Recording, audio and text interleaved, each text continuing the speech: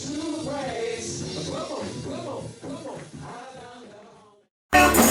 you, Jesus. All you got for me, Lord Jesus. Nobody can do it like you can. I just want to say thank you, Jesus. Made a way out of no way. You saved my soul one day, Jesus. Oh, I'm glorify your name. I just want to say thank you. You've been a good shepherd, Lord. You make my king the king, yes you did, Jesus. Nobody can do it like you can. I want to say thank you. Because you're good, Jesus. Thank you, Lord. Oh, you get the glory. You get the praise. You get the honor. Oh, yes you do.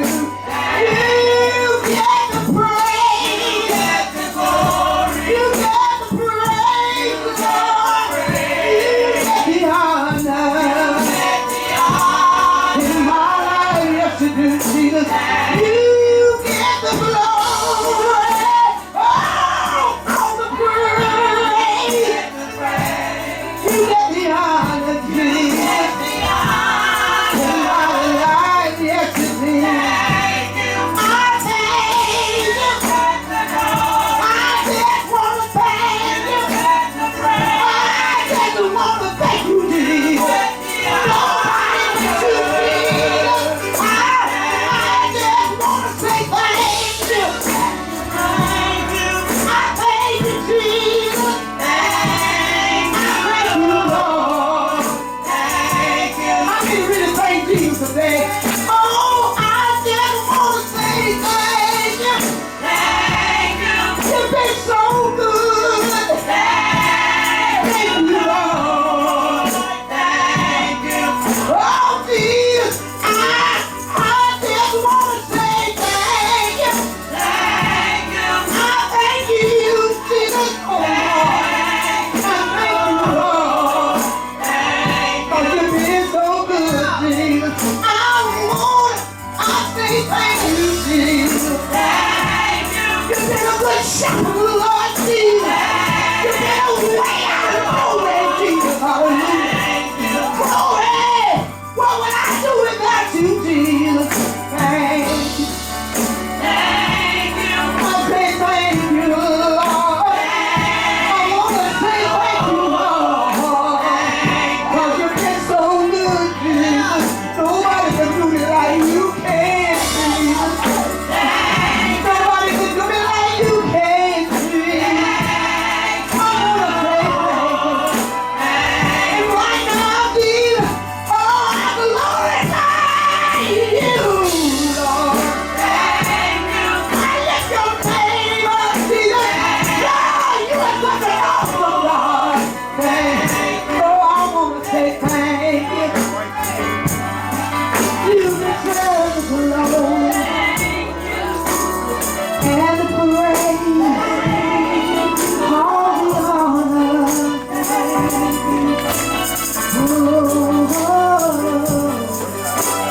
In my heart,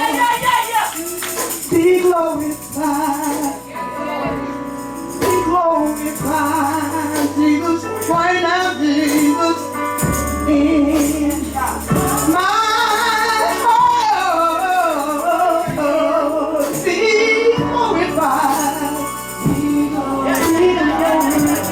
Jesus, right now, Jesus, in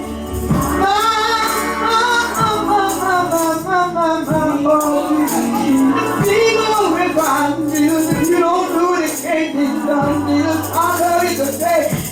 Oh, in my heart, Jesus. Father God, you know the heart of man. Thank you, Lord Jesus. Be glorified.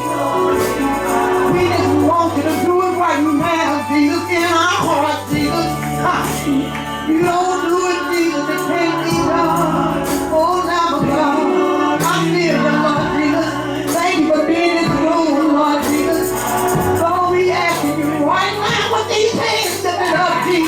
In my heart, in my heart, my heart, my heart, my heart. Only you can do the heart, Lord. Only you can do that on the heart, Jesus. In my heart, Jesus.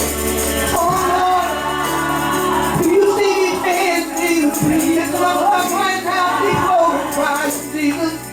Oh, be glorified, Jesus. In my heart. Somebody really love you right now, Jesus. We asking you, Jesus, to be glorified, Jesus. Only you can take out a stony heart and put in a hard place, Jesus. God, if you don't do it, it can't be done, Jesus. Be glorified right now, Jesus. Be glorified right now, Jesus. Right now, Jesus. If you don't take out this stony heart, Jesus, and put in a heart of flesh, Jesus. Hallelujah. We want you to be glorified today, Jesus. We can't do nothing without you, Jesus. Come on in the room, Jesus. Oh, Father, we glorify you. Thank you right now in our heart, Lord. We just want you to be glorified. And I want to say thank you, Lord. Oh, glory. Thank you, Jesus. I want to say thank you, Jesus. You've been so good. Thank you, Jesus. Thank you. I want to say thank you. I want to say thank you, Lord. Oh, Jesus, I just want to say thank you. Thank you. 'Cause you've been good.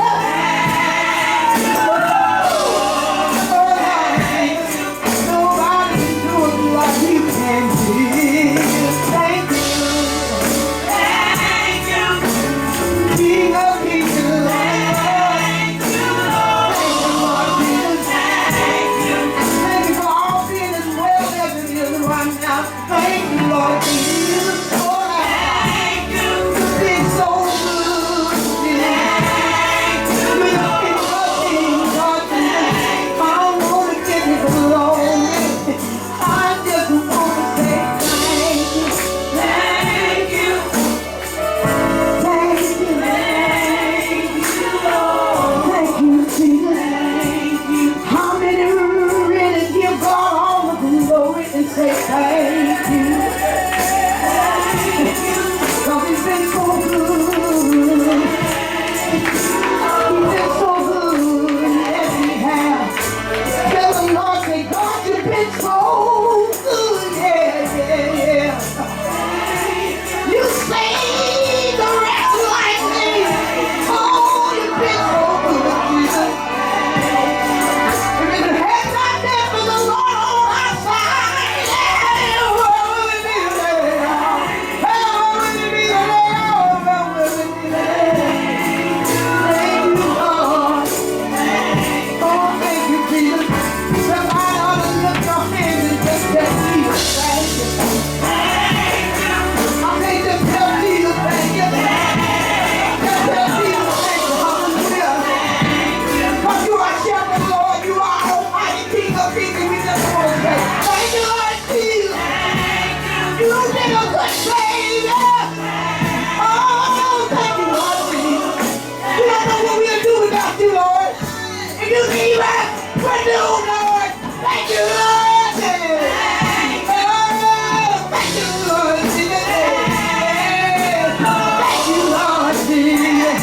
We just want to thank you, Lord Jesus. Oh, in my heart, be glorified. Be glorified. Oh,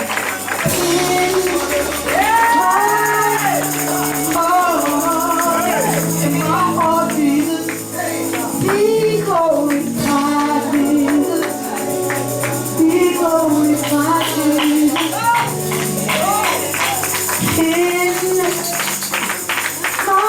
In my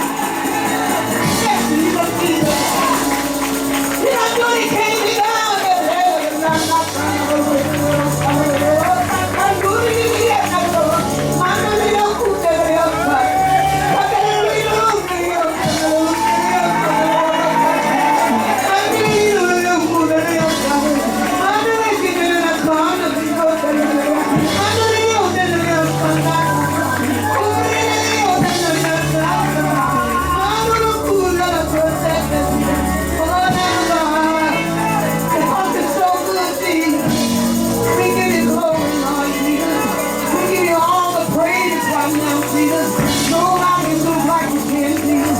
Nobody can do it like you can, Jesus. Nobody can do it like you can, Jesus. Nobody can do it like you can, Jesus. Nobody can do it like you can, Jesus. Nobody can do it like you can, Jesus. Thank you, Lord Jesus. Jesus, Jesus, Jesus, Jesus, Jesus, Jesus, Jesus. Thank you for letting us get in your heavenly place, Lord. Thank you for letting us get in your heavenly place. Thank you, Lord Jesus. Thank you, Lord. Yeah, yeah, yeah, yeah, yeah.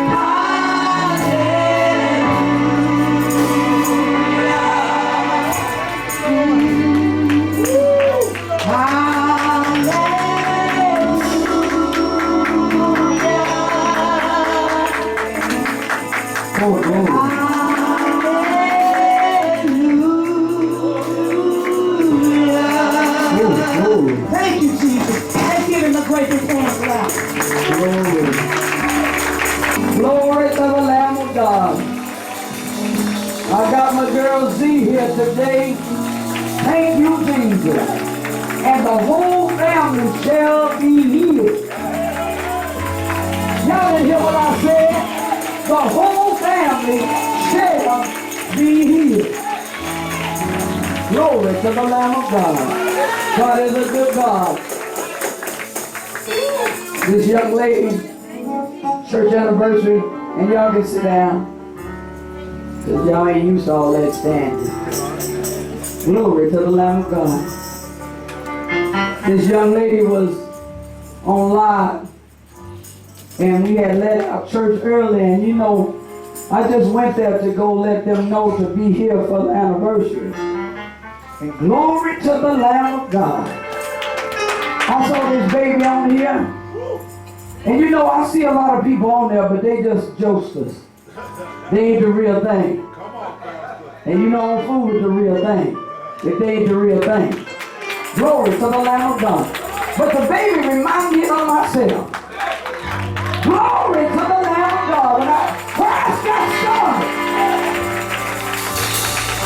Thank you, Jesus. She began to talk. And the Holy Ghost unctioned me. While she was talking, said, get her there. Glory to the Lamb of God. And this baby got a testimony, and she gonna take my place today. And y'all know I don't do that. But the unction of the Holy Ghost told me to let her have that spot. Because it's gonna heal the family. It's gonna raise up the daughter.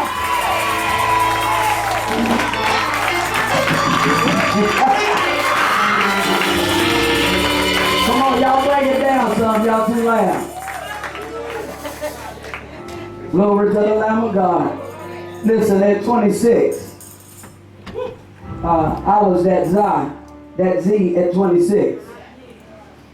And the Lord had me to go into a dream.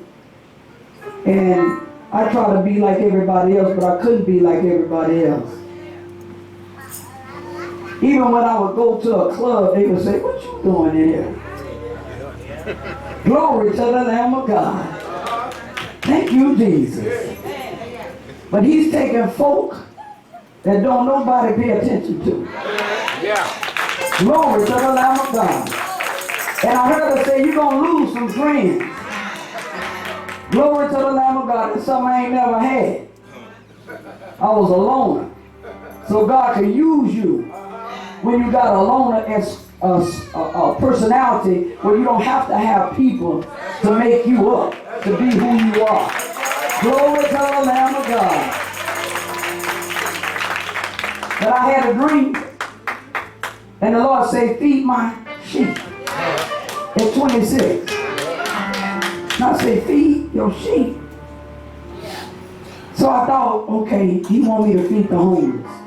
Never done it before. And took my family, my husband is a witness. Took my family, my little children, my sons are here too to hear it. And we went there, and I didn't have but $26. And I fed 80 people off of $26. Y'all didn't hear what I said? If Jesus could take 2 fish and 5 loaves of bread and raise them up to heaven and say, Lord, I got a multitude of people that need to eat. Glory to the Lamb of God. Thank you, Jesus. So he led me to this place. And I see that same thing in Z. I see that same thing in Z. Let me tell you, there's a gift that when you have a certain type of attitude, you have a boldness, because either you with him or you not. Either you gonna serve him or you not. It ain't no hard thing. Either you was in the world, you stay out there. If you get drunk good. You get high good. Don't play with it. Ain't no need of being half in and half out. It ain't doing none of us no good when we half in and half out. But when you come in fully, serving God fully, God will bag you. See, God got some folk that you can't see that are angels that will protect you from the enemy. Glory to the Lamb of God. God is a good God. Thank you, Jesus. And there's some more Zee'S in here that, oh God, their whole life, glory to the, because it wasn't nobody but God that brought you out. If you can say out of your own mouth, nobody but God brought me out. Oh, you can sit there and look like you don't know what I'm talking about, but it's coming up your road. You gonna need this man that I'm talking about. So let me go to this right quick. I'm not gonna hold it no long time. The Lord put in my spirit last night. I had to jump up out the bed and go get my Bible. He said, read Psalm 76. And then I started reading and I started researching. And the Lord told me to tell you, because he's talking to me, that he's going to take care of his church and his people.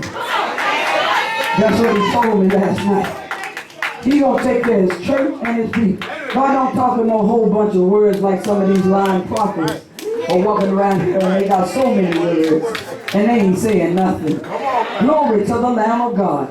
If God spoke to you one time, it'll mess your whole life up. Glory to the Lamb of God. And they got all these words that the Lord is saying and they learn. Psalm 76 says, in Judah is God known. His name is great in Israel. In Salem also is his tabernacle and his dwelling place in Zion. There break he the arrows of the bow and the shield of the sword and the battle Salah. And thou art more glorious and excellent than the mountains of prey. And the stout-hearted are spoiled, and they have slept their sleep. Glory to the Lamb of God. And none of the men of might have found their hands. At thy rebuke, O God of Jacob, both the chariot and the horse are cast into the dead sleep. And thou, even thou, art to be feared, who may stand in thy sight when once thou art angry. And thou didst cause judgment to be heard from heaven, and the earth feared and was still. And when God arose to judgment to save all the meek of the earth, Salah, surely the wrath of man shall praise thee, and the remainder of wrath shalt thou retain. Vow and pay unto the Lord your God, and let all that be round about him bring presents unto him that ought to be feared. And he shall cut off the spirit of princesses. He is terrible to the kings of the earth. Glory to the Lamb of God. And so that scripture is telling me to not be afraid of no one other than the Father. And that he will take care of his church and his people. And if you are his people, he's going to take care of you. Glory to the Lamb of God. Be seated. Listen. We've been here since 9 this morning because I believe in prayer. And we've been praying for some years now on Sundays before church started. So the worst thing that you can do is not pray. You got to have a prayer life if you want God to move for you. And I don't mean this formal prayer that churches do when they pray. Sometimes just something simple like God help me. He already knows what that means. Glory to the Lamb of God. But y'all, I need y'all to have a prayer life if you want to be effective in this life. You have to have a prayer life. You have to beat the enemy in the morning. When you get up, I just told the prayer warriors this morning. When you get up, the enemy is already right there as soon as you open your eyes and ready to start talking to you. Come on, Pastor. Glory to the Lamb of God. So your job is to rebuke him like your father Jesus did when he says, Satan, the Lord rebuke you, you have to cast him behind you and put him under your feet.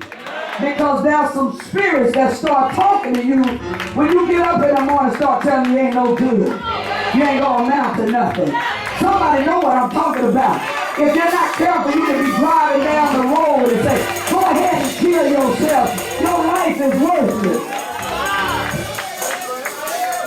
If it ain't happening, just keep living, baby. Just keep living, because it's sure coming. You ain't never been depressed? Hang in there.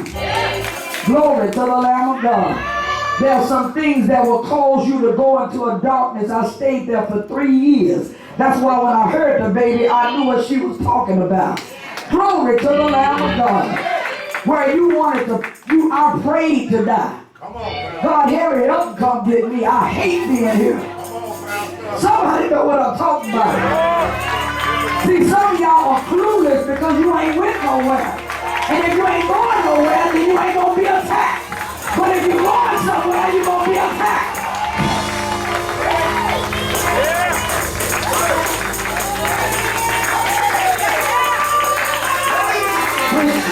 I wasn't even a drinker. A half a cup of beer knocked me out.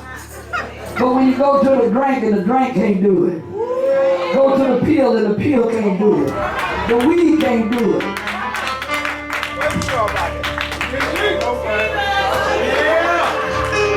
Glory to the Lamb of God. But when I call on the name of Jesus and say, Lord, you gotta help me. Then I say, wait a minute, let me back up. You ain't got to do nothing. Would you please help me? Glory to the Lamb of God. Thank you, Jesus. Glory to the Lamb of God. I want the choir to come.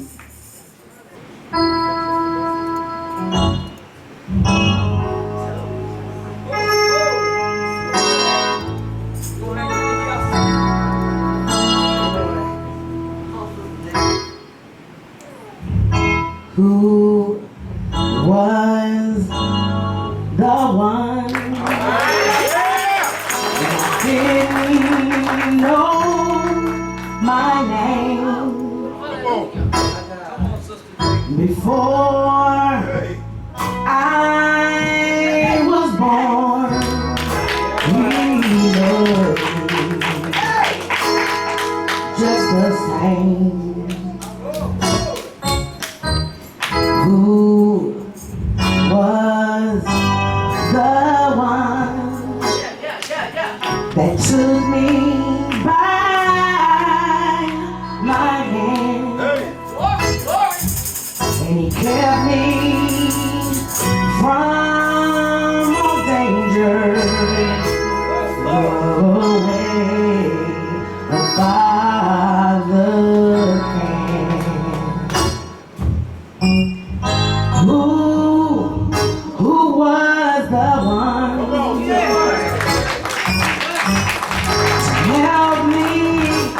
help me along the way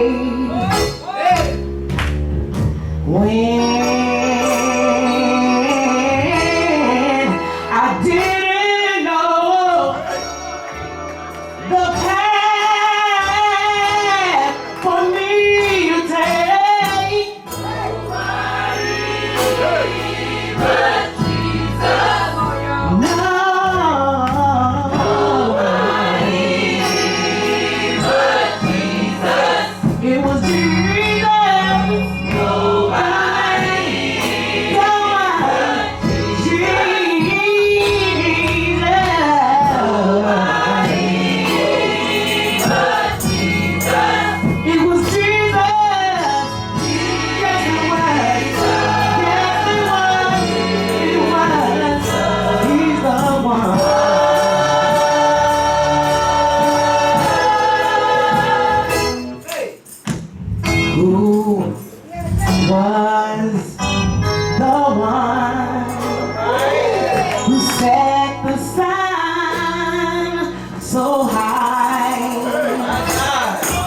And he placed the stars in space to decorate the sky.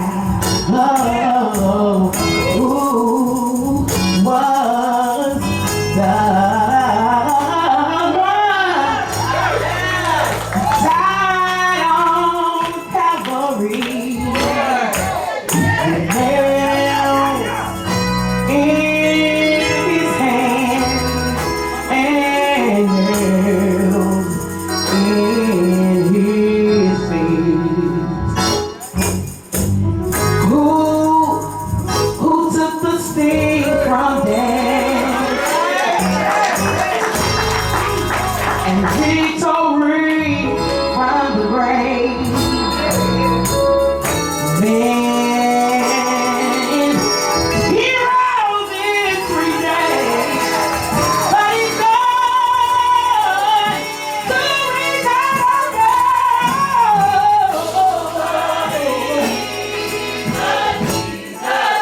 nobody but Jesus. I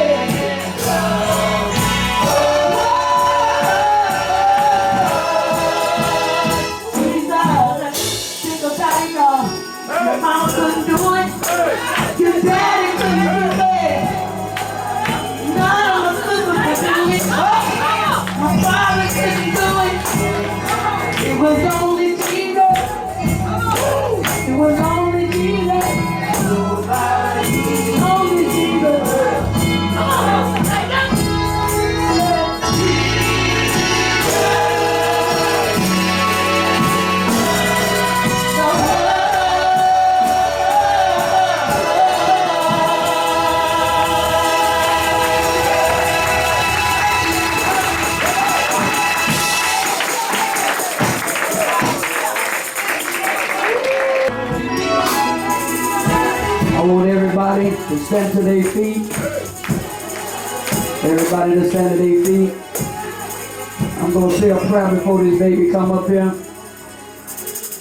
Everybody should be standing. Amen. When you walk in here, you ought to be standing. Amen. Glory to the Lamb of God. Bow your heads. Father God, in the mighty name of Jesus. Lord, I thank you for Zee today. I thank you for her family that came along with her, God. Father God, touch each and every one under the sound of my voice, God. Father God, I'm asking you to touch her from the top of her head to the sole of her feet. Father God, let her not leave the same way she came in, God. But Father God, let her be girded up with you, God, like never before, God. For this is just the first of the beginning.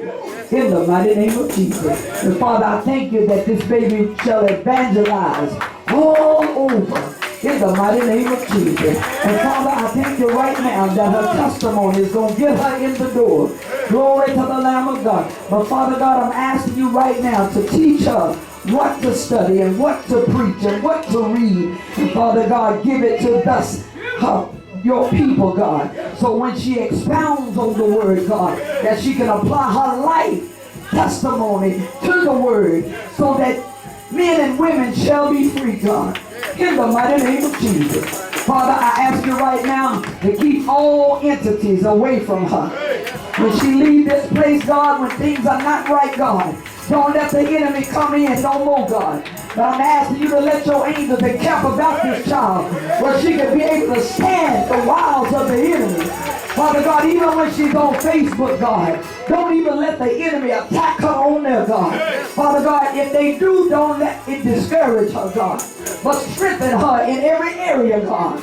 Father God, I'm asking you to gird her up like you girded up Elijah, like you girded up John, and like you girded up Moses, and like you girded up David. God, I'm asking you, God.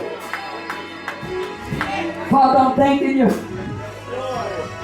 There's no testimony without a test. And Father, I thank you that she passed these hard tests.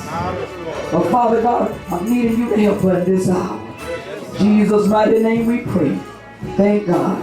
Let everybody say amen. Glory to the Lamb of God. Give me a good mic. A good mic. See if this, yeah, that ain't no good. See if that's loud enough. Make sure you give us some volume. Z. Come up, Z. Come on and say amen for Z. Turn the mic up, son. You made it.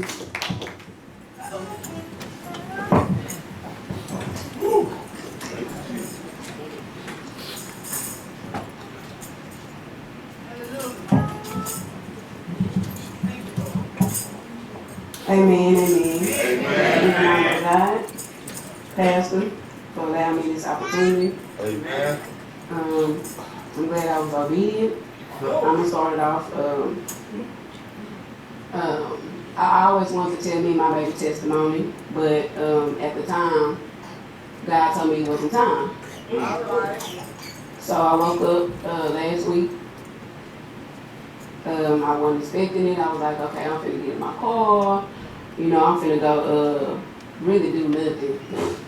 I was like, I'm finna go run a couple errands. I'm finna go check my P.O. box. And then I'm come back. God said, no ma'am. It's time to share your testimony.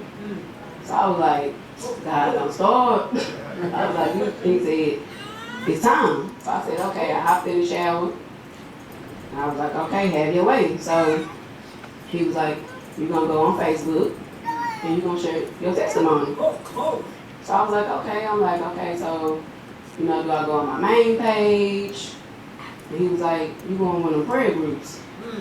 So I said, okay. And at the time, I couldn't remember the name of the prayer group, so I ended up scrolling on my timeline, and out of nowhere, a picture had popped up from someone posting in the prayer group, so I was like, that's it. And so I went in there, and I clicked on the live, and I was debating, because I could be stubborn and disobedient, and so God was like, you know, come on. So I went live, and it went from there. And so that's how Pastor found me, and so it went from there. So I'm going to start my testimony. So Amen. I prayed about it. I asked God to, fill me up with Him. If I'm available to give a word from you, use me. Amen. And so I asked Him to word my testimony correctly. Because at first I was going to use names, but He said no. It's a little lengthy, but I don't think it's going to be as lengthy. And it's 8 pages, but I'm going to try to make it, You got time, baby. Okay. You got time. Amen. So, from the womb, I came out not breathing, but God predestined me. So my story started one day. I was about 5 or 6, and my mom stayed in some apartments in some area, I think by Balcony Lake. And so, she sent me to my aunt's house, which is her sister, downstairs. And so, I was there all day, and I didn't want to be there. Like, I just didn't want to be there for some odd reason. And so, the day went by, the day went by, the day went by, evening came. I was like calling my mama, calling. She was saying that she was gonna, come get me. But she never did. And so I just started feeling a weird vibe, and I was playing with my cousins all day, nothing at the ordinary. And so nightfall came, and at that point I knew I was spending the night. I was like, okay, I'm gonna spend the night. But I got my cousins, so they would sleep in the open sunroom in the bunk beds. And so I slept on the couch. And so I was asleep, and my aunt had a husband. And so in the midst of my sleep, he came in the living room, sat on the couch with me. And I got woke up out my sleep because I felt my pants being unzipped. And so I was like, thought I was dreaming. And I had on blue jean shorts, a white tie-up shirt, and some white Barbie shoes with pink and purple beads. I never forget what I had on. And so he was unzipping my pants, and at that point in time, I was like, okay, this is not a dream. Like, what's going on? I'm young. I'm like, what is this? And so, he touched me. And I didn't know what that was. I was like, what is he doing? This not, but I knew it wasn't right. It's not supposed to be happening. And so, once he knew that I was, fully awoke, he, zipped my pants up and went back in the room. So, at that time, I looked back on the couch, and the light was on and the door closed, and something told me that my auntie knew, that she knew how this man was, and she didn't do nothing about it. And so, I looked around, I snuck out the apartment and ran up to my mama's floor and back to my mama's house. Banged on the door, got in, I was just crying, I was crying. I wouldn't tell my mom what was wrong, or her boyfriend at the time. And so my aunt's husband decided to come up there to check on me, but he really was trying to make sure I didn't tell. And so he was, oh, what's wrong and all this, and then I wouldn't tell him either. I was just like, you know what you did, like, come on now. And so from there, I can remember, I was just distraught, and I wanted to say something, but I was just mute because I really didn't even understand what had happened to me. I was very young. I didn't understand fully, but I knew it affected me. And it'd be your own family. So from there, I can remember, I grew up with my dad. And my mother, she was, going through her own battles with my 4 brothers. And so my daddy, he raised me the best way he could. And, for me growing up with my dad, we always had a good relationship. I was a daddy's girl. I was his only and his first. I was his everything. And so this when the enemy came in. One day, my daddy met this lady. And at the time, she had 4 girls. And from there, my life, it just changed. So, my dad ended up moving in with the lady, you know. And I was like, why? I was the only child. I was very spoiled. My dad's parents, you know, they spoiled me. And so I didn't understand. You know, I'm like, well, why we gotta move in with them? And, you know, I'm used to us being on our own, and I didn't understand. So, it just was always something. Yeah. You know, like, they would leave, my dad and the lady would leave, and, you know, her 4 girls, they would just do the most. Like, they would jump on me. They'll treat me so bad. I'm talking about bad. They'll make me do things I didn't want to do, or they'll do something and then blame it on me. Then I get the backlash, and I'm like, I ain't never do nothing. Like, why is this happening to me? Yeah. And this happened for years. I'm talking about years, y'all, years. And so I didn't understand why this is happening to me. So the youngest sibling, she was like around my age or a year younger than me. She was the only one that didn't really mistreat me. And so from age about 7 to 10, you know, we lived with them, and I hated it. Like, I just was like, you know, I hated it. I would always call out for my mama, and I didn't understand why my daddy moved in. I didn't get it. And so, you know, the lady, you know, she act like she cooked for me, and, you know, like she really sincerely loved me. But at that time, someone kept telling me, you know, it's fake. It's not. It's not what it is. It's fake. And so I always felt that I was different. I always knew that I was different. I always knew that I was special. I just didn't realize at that time what was in me. All right. Come on. So, you know, she would treat me different from her girls. On the outside, she was saying, oh yeah, you my daughter, and I love you. But her actions was treating me different, like I wasn't blood, because I wasn't blood. Right. So I realized that instantly, and I knew it was fake. So I knew that wasn't for me. But my daddy was so wrapped up in a woman that he never seen it. Come on. He always ignored me. Come on. He was wrapped in a woman. Come on, she helping us. So it came to a point in time where my daddy ended up moving us out back into our own apartment, because it was just so hectic. Like it wasn't working. We was just clashing, and you know, that's just what it was. And so I was happy, you know. I didn't have to deal with the bad treatment no more. At least I thought. And so from the remainder of my elementary years, you know, up until middle school and high school, you know, me and my dad, we just didn't get along no more. I really don't know what happened. It's just, we just started clashing. We was like water and oil. We just didn't mix. You know, he got pride, I got pride. We just too bullheaded. We just, every little thing we clashed, arguing. You know, I was always bold, so I would speak my mind to my daddy. He never liked that.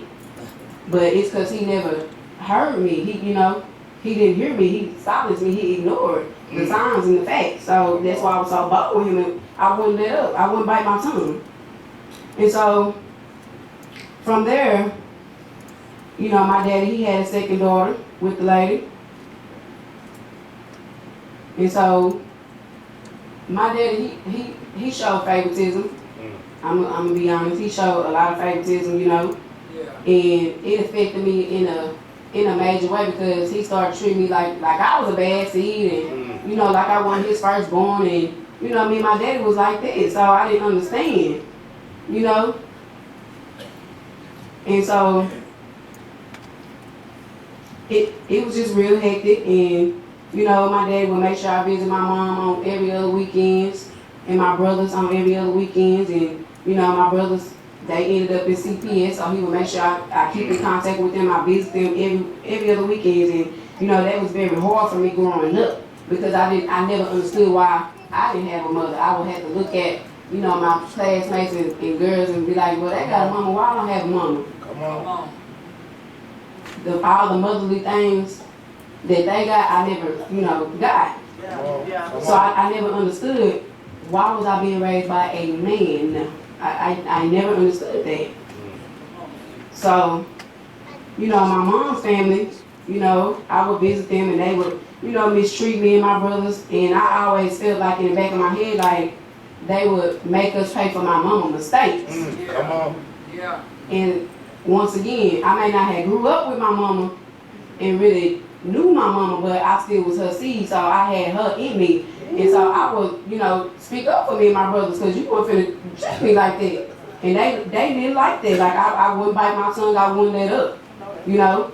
And they'll be like, oh, you just like your mama. You always trying to beat somebody up, and you talk too much, you need to be quiet, and all this and that. And I'm like, well, you're not gonna, you know, treat us like that. You know, they treat us like an outcast, like a black sheep, like we was trash. So, you know, it would come to a point in time where they'll talk about my mama on purpose just to make me cry. And I would cry, but then I would defend my mama too, because one thing, I never turned my back on my mama. Never. No matter how bad, no matter how bad they try to make my mama sing and tell me this and fill my head up with lies, I never believed it and turned my back on my mama. All right, baby. And so, you know, I would spend a weekend at my cousin's house, which was my mom's biological brother. And, you know, I would still spend the weekends at my daddy's, you know, girlfriend apartment or whatever with her 4 girls. And so from middle school to high school, that's when things in my life started getting real rocky and revealing. I started, you know, I guess leveling up. And so, you know, I got my first job when I was 16. I've been working since I was 16. I'm 28 at AMC North Park. So, you know, I thought I had it going on. You know, I was like, okay, I got a little job, got my own money, because I was very just independent. Like I knew at an early age that I wasn't gonna be at my daddy's house for long. Like I was just that independent. You know, I was ready to get at his house because he was just so irky to me.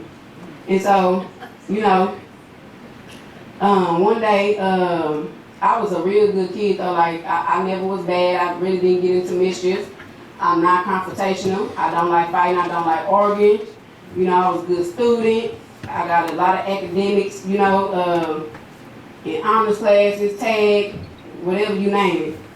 And I wasn't fast. I was very shy, you know, for the opposite sex. Like I was very even shy just to even go up and talk to boys. So I wasn't fast at all. You know, I never snuck out or snuck no boys in, none of that. I wasn't even ready for that. So one day, this girl, she was from Washington, and I don't know how I even started hanging with this girl, but you know, I was very popular in school. I had a lot of friends, but you know, the enemy sent somebody in. So she was like, you know, my parents gonna be out of town this weekend, and you know, you should come over. I'm gonna have a car, girl. We gonna do this, we gonna do that, we gonna get high. And I didn't know nothing about that at the time. Like, what? But I was like, okay. Like, I just wanted to do something bad because I just never did. And I'm like, I want to get a little taste. I'm like, okay. So she was like, this is what you going to do. And she plotted the whole thing. She was like, you know, tell your daddy that, you know, I'm the big sister and I'm going to come pick you up. And your friend, you going to go over your friend's house for the weekend and leave it at that. So I was like, okay. So I told him the story she told me to tell him, you know. Now you know. So my daddy, cause I never was a bad child, so he was real gullible. I'm gonna be honest. That's just what it is. He was very gullible because I wasn't a bad child. So he was like, okay, and he was like, well, as long as I can see her physically with my eyes and see you get in the car and meet her, then that's fine. So he went out there, you know, and I left with her. So went to her house, you know, smoked some weed out of a bomb. That was like my first time, and I didn't even know. I was like, but I was high, and I felt good. And so she was like, man, let's go riding around, let's go to Oak Cliff. I was like, okay. So we went riding around, we went to Oak Cliff. And so we ended up in the parking lot of Rack Daddy's. It's a club, an old club called Rack Daddy's. Rack Daddy's. Oh, yeah. I'm 16 at this time, y'all. Senior in high school, I'm 16. So I felt somebody staring at me in the parking lot. And so I just looked over my right shoulder and focused right on the person that was staring at me. And it was a parking lot full of people. And so he was like, come here. I was like, nah, you come here. So he came over there, I hopped in his truck, we exchanged info. He was like, I'm 23, how old you? And my first reaction was to tell him I was 16, but then naturally I lied. I said, I'm 18. No, I'm lying. I don't know why I did it, just was natural. I said, I'm 18. And so from there, me and the dude started talking. We had a major connection, From day one when I met him, I automatically knew what God told me, but at the time I didn't know God was talking to me. He said, you're going to have a chat with this man. And it always stayed in my head. And so one day I went to a little event, a K104 event, with two of my close friends at the time, and I had won a lot of things. I won a laptop, a camera, a printer, etc. And so from there, one weekend I went to my dad's girlfriend's house with her and her daughters, the 4 girls. And so I had my stuff with me, and I was just talking to the little girl, talking with the middle and the youngest child, and oh, I got this, I got that. So the middle child was like, well, where you get this stuff from? But check this out, I lied. I said, oh, the dude got it for me, and he bought me this. And yeah, he got it for me. But I was lying. So boom. Need to remind y'all, the middle child, she is a year or two older than me. She always talked to older dudes. Was very fast. I was not fast, but this girl was promiscuous. And I never told on her, never. She said, oh, I'm finna go tell my mama. I looked at her, I said, girl, why? I ain't never told on you. You talk to older dudes. I finally get one older dude, and you jealous. She was like, babe, I'm finna go tell my mama, because anything could happen, because he older, and, anything could have happened. He could have took you somewhere, and you jealous. So, boom, she told her mama. So I was like, okay, bet that. And so from there, her mama told my daddy, and they just did the most. Like, she called my daddy came over. They was like, oh, call him. I was scared. I was like, I don't want to call him. And she was like, the mama was like, well, she's 16 and all this and that. And so from there, my daddy had put me on punishment. And I need to remind y'all, I was a good child. Like, I didn't understand punishment. I was like, who figured out punishment? Because I talked back to my daddy. I'm being honest. I would talk back to my daddy. I was like, who finna get on punishment? Like, why? And so I had to quit my job. My daddy made me quit my job. He took my cell phone that I bought with my money from my job at the time.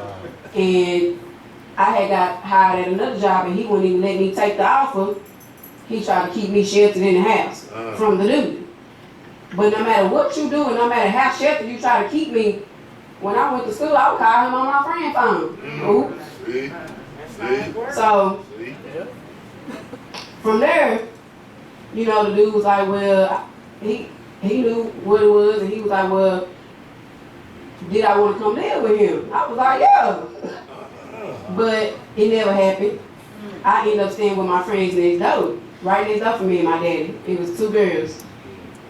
And, me and my daddy, we just was not getting along. I'm talking about, like, we was clashing real hard, like, almost getting into it. Like, I would buck up to my daddy and be like, what you want to do? Like, but I would never put my hands on my daddy, but that's just what it was. Like, it was real dark, real gloomy, real cloudy.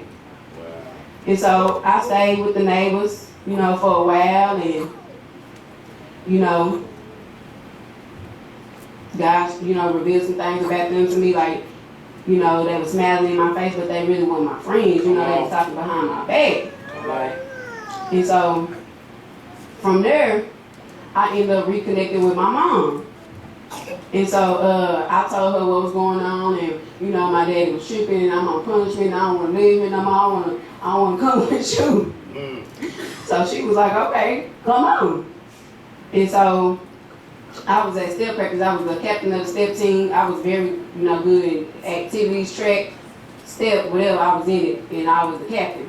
And so I was at step practice one day. So my daddy, this overprotective step, come in, literally walk into the cafeteria where we practice at. Come on, it's time to go. I'm like, I can't even step practice. Like, you doing the most. Like, everybody know I love step. I just love stepping. So I'm like, Daddy, man, you overdoing it. Like, what you think he gonna pop up here at the step at the school? Come on now. He was like, come on, and you know, embarrassing me. So I got mad. I was like, she really trying me in front of my friends. And so I was like, okay, Daddy, hold on, let me go to the bathroom. So I went to the bathroom. I started texting my mom. I was like, my daddy here, he's trying to come get me now. She was like, okay, you know, just hold on and I'm gonna work something out. And so more of the story, you know, she ended up getting me. So boom. I was 16 at the time, you know, so I left my daddy's house with my mama. And so from there, you know, it was cool at first. My mama, she had me and my 4 brothers under one roof. And so it was nice because I had never experienced that. I never got to be under one roof with all of them, you know. And so it was cool at first, and things started getting real rocky, you know, like God had started talking to me, but at the time I didn't know who was talking to me. He was like, you know, you finna have it hard, and you know, you were rebellious. You left your daddy's house, but that's where you supposed to be. You should have just stayed that. Come on. You made your bed, so you had to lay in it, but you chose to run, so I'm finna whoop you. I was like, whatever, because I didn't know who was talking to me. I'm like, what? You're not girl, leave me alone. You know, just young. And so things started getting real rocky. Like, you know, I had a job at a place called Panera Bread, across the street from North Park Mall. And, you know, it got to a point like when my mom started missing, and you know, I was fending for me and my brother, so you know, I'll take one of my youngest brother. I would take him up to the store with me because he's bright skinned and he got good hair. I'm being honest. And so I would take him up to the store to go stealing for us. Because we was hungry, thirsty. You know, I was like, okay, I was smart. So I would take him to the store and go in. I'm talking about whatever, I'll go in and go hard and be gone. Like I ain't did nothing. You know, I took these folks' stuff, but we needed it. And so, you know, I would do that to feed us and stuff, and you know, my mama, she had fell back short or whatever, so that was the reason why, but I didn't know until I had finally caught on at the last minute. And so one day, you know, I was at my job, and I needed a way to get to school, and God spoke to me. He was like, I'm gonna make a way for you. And I looked around, I was crossing the street from North Park Mall to my job. I didn't have no money, y'all, no money. He said, look down. So I looked down, a $20 bill appeared out of nowhere. Come on. And so I was like, Come I was on. like, I was like, is this magic? Or he was like, no ma'am.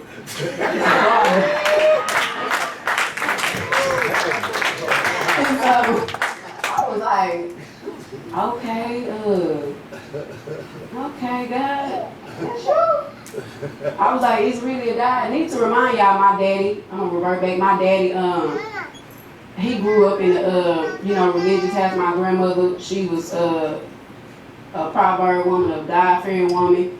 And so my daddy was always in the church from the childhood up until he left his mom's house. And so he raised me to where I didn't have to go to church or believe in God, because he kind of didn't believe in God no more because he was church burnt, you know, church hurt or whatever. And so that's how it was. I didn't go to church or nothing, so I didn't really think there was a God. I'm not going to say I didn't believe in him, but I didn't really think there was a God because I needed to see for myself. So I was like, okay, God, is this you? I was like, this the person that told me this? You real? And so I went in the place. I was picking up my last check because they had fired me. I started coming to work late. You know, I was battling my personal problems, so I just started coming to work late. I was on an early release program at my school. So you go to school from like 12 and then leave through your shift. And so the manager, Jeffrey, I'll never forget, he had glasses. I could not stand that man. Woo! He used to get on my nerves, y'all. And he was like, what check? And I was like, my check, duh. He was like, no ma'am. He was like, well, your mom had just came here and said something and picked up your check for you. So So I was like, what you mean? My phone bill was due at the time, y'all. He was like, yeah, your mom got your check. So I was like, okay, well, so I was like, well, maybe I get it, you know, from her when I get to the apartment when I get home. And so, you know, from there, you know, like, it was just hard for me getting to school. I had to literally, like, bum rides, or, you know, it would be times where the bus driver would just let me on the ride for free. You know, by the grace of God, I didn't know at the time. And so, I was just broke, y'all. And so, I remember one day, like, my mama was very cool, and she had let me drive her car one day with this girl. Yeah. And my daddy taught me how to drive. The parking was just horrible, y'all. So one day, we came in real late. I'm talking about we had went to a party in the battle. We had went here, there. I was just driving everybody around. I was like, yeah, I'm the one. Man, I got back to my mama's apartment and I tried to park, and the girl was like, I don't think you should do that because you coming too close. I was like, nah, girl, I got it. Man, I whooped that maximum in. I told these folks, the neighbors, they expedition up the whole side. I was like, I done it. And I couldn't believe it because I really wasn't a bad or a problem child. I was like, wow. And so we moved past that or whatever. So from there, you know, like I said, my mama ended up missing, and so I went to go stay with my these twins. They was my friends. They was from New Orleans. They came down here from the hurricane. And so, you know, at this point in time, I was just, you know, just hurting and just trying to graduate, So I came back to the apartment one day. My mama ended up calling me, was like, you know, they took the boys, and I was like, wait, what? And I didn't really get a full explanation, but I just know she said that they took the boys or whatever, and they was back in the system. And so I stayed with the twins for a while. Their mama, you know, she kind of took me in a little bit. And one day I called the two girls that stayed next door to me. I called their mom and asked them could I come back to stay with them. She was like, no, ma'am. I was like, Miss, please. She was like, no, because you did wrong by your daddy. And you know, I don't approve of that. So I was like, okay. So I stayed with the twins for a little bit more. And then from there, you know, I had to start putting my pride to the side. That's when God started, you know, whooping me. And so I ended up asking my daddy, you know, could I come back home? Because it ain't that I wanted to graduate, I had to graduate. Because I was too smart. Like, I'm in honors, I'm in tag, and it got to a point where I started wanting to fit in, so I dropped out my honors class, dropped out my tag, and all that, and the teachers would beg me, like, you know, why you dropping out these classes? You too smart. Like the whole class would literally cheat off me. So, you know, they would beg me, and I dropped out of the classes anyways. I ended up falling behind on my credits because of getting late to school or missing school, and, you know, having a hard time not having no money to ride the bus to get to school. And God was like, see, because you should have stayed at your daddy had you had all that, but you wanted to be rebellious and hard-headed. So I'm going to let you bump it. Come on. So, and he did just that. So, you know, my daddy let me come back, and I graduated with over the credits. I finished work.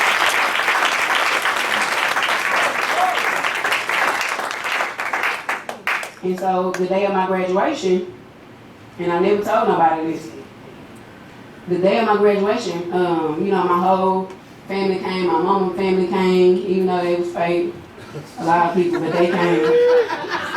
And I was thankful because, you know, they came to support me. And my mama, she ended up calling me out of nowhere.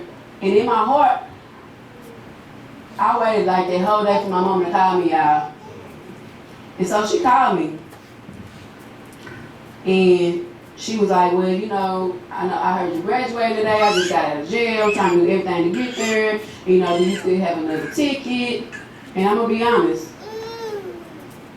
I told my mama no, being mean and evil, because I was mad at her. I didn't understand a lot of things. I said, lied on the phone. I said, no, I don't have no more tickets. I had a handful of tickets. And I was evil. I was mean. And she missed my graduation because I was stuck in my ways. Come on. So from there, you know, it was all right with me and my daddy. I ended up getting a job at Target, you know. My cousin, she would help me a lot, which is my mom's biological daughter.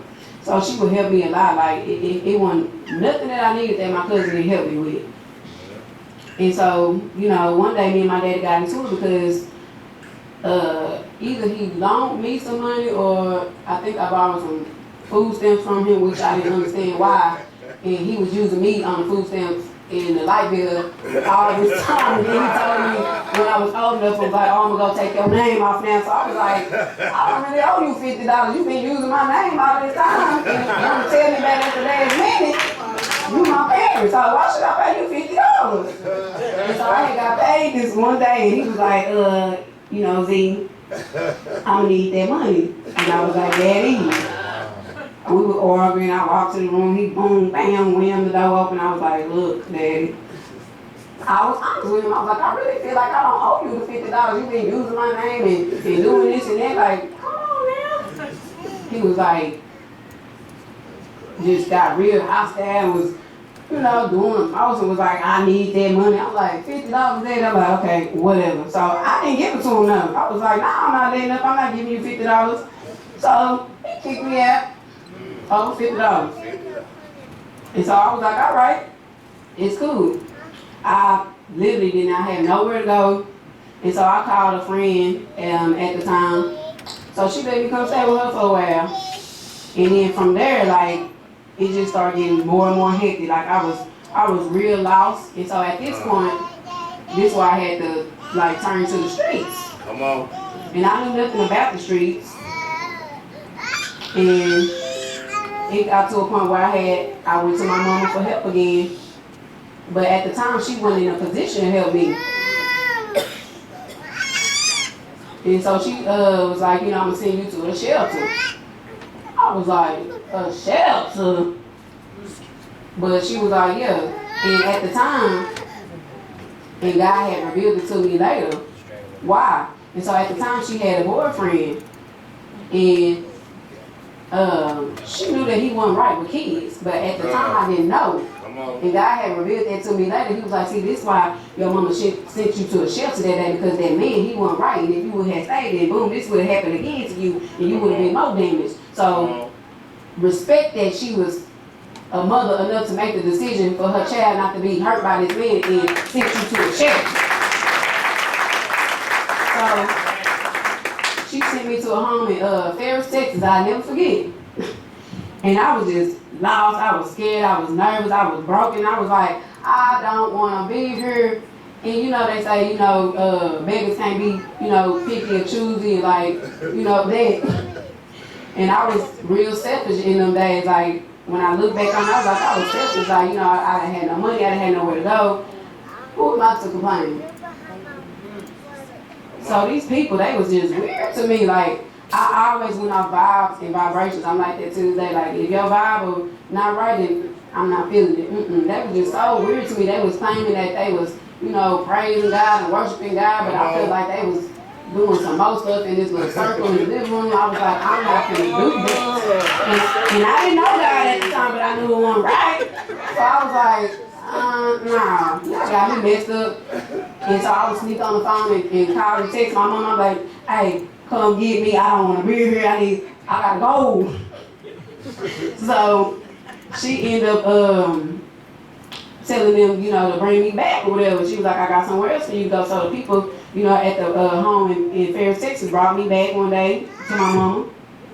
And so from there, my mama sent me to a shelter. She gave me the info. I went to the shelter. It's called the Center of Hope. It's on Cass Street. And so I went in, did the little application, did everything. And I was just debating to myself. I'm like, you know, I don't want to be here. Like, why am I going through this? I didn't want to be there. I'm like, all these people and this, you know, shameful, embarrassing. So I was like, I'm done. Didn't even know where I was going, but I knew I wasn't staying there. So I left. And so, you know, from there, I asked a friend could I stay with them at the time, and they let me stay.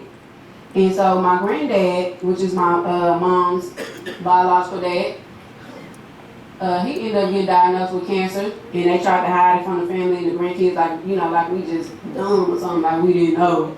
But we knew. And so, you know, he came down to Dallas with his wife and was getting his treatments or whatever, and was visiting, you know, the family. And so he asked me, he was like, do you want to come back to Mississippi with me? And at the time he had my 2 youngest brothers, custody of them. So he was like, do you want to come back to Mississippi and, you know, care for me? And so I was staying with a friend, but in the verge of being homeless again. So I was like, shoot, I was like, yeah, if I could be with my brothers, and then, you know, I love my papa. So I was like, okay, ain't have a roof on my head, sign me up, when we leave? So he was like, all right, I'm gonna, you know, get it together and run it by his wife and all this and that. So boom, his wife, such an evil lady. I'll be honest, she's very evil. She didn't want me to go. This lady did everything in her will. I'm talking about everything in her might and power for me not to go. She was trying to talk me out of it. She was, you know, just telling people this and telling people that. Oh, she didn't think I should go because it was revealed, you know, she was doing janky stuff to my papa in his last days. Wow. So she didn't want me to find out. And my brothers had spoke about it, and she tried to, you know, dumb it down like they didn't know what they was talking about, they didn't know what they was seeing. But they and their mama child, we all see us. Okay? Come on, come on. So she ended up talking to her daughter to get me to stay there with her. So she agreed. So that's where I was. I was with her daughter and her husband and her 2 kids. And so my cousin, which is my mom's biological daughter at the time, you know, she stayed there with her as well. So, you know, I was like, okay, cool. I'm with my, you know, my blood cousin. I'm like, oh, that's cool. So I ended up enrolling in Remington College for the cosmetology program because I've been doing hair since I was, you know, little.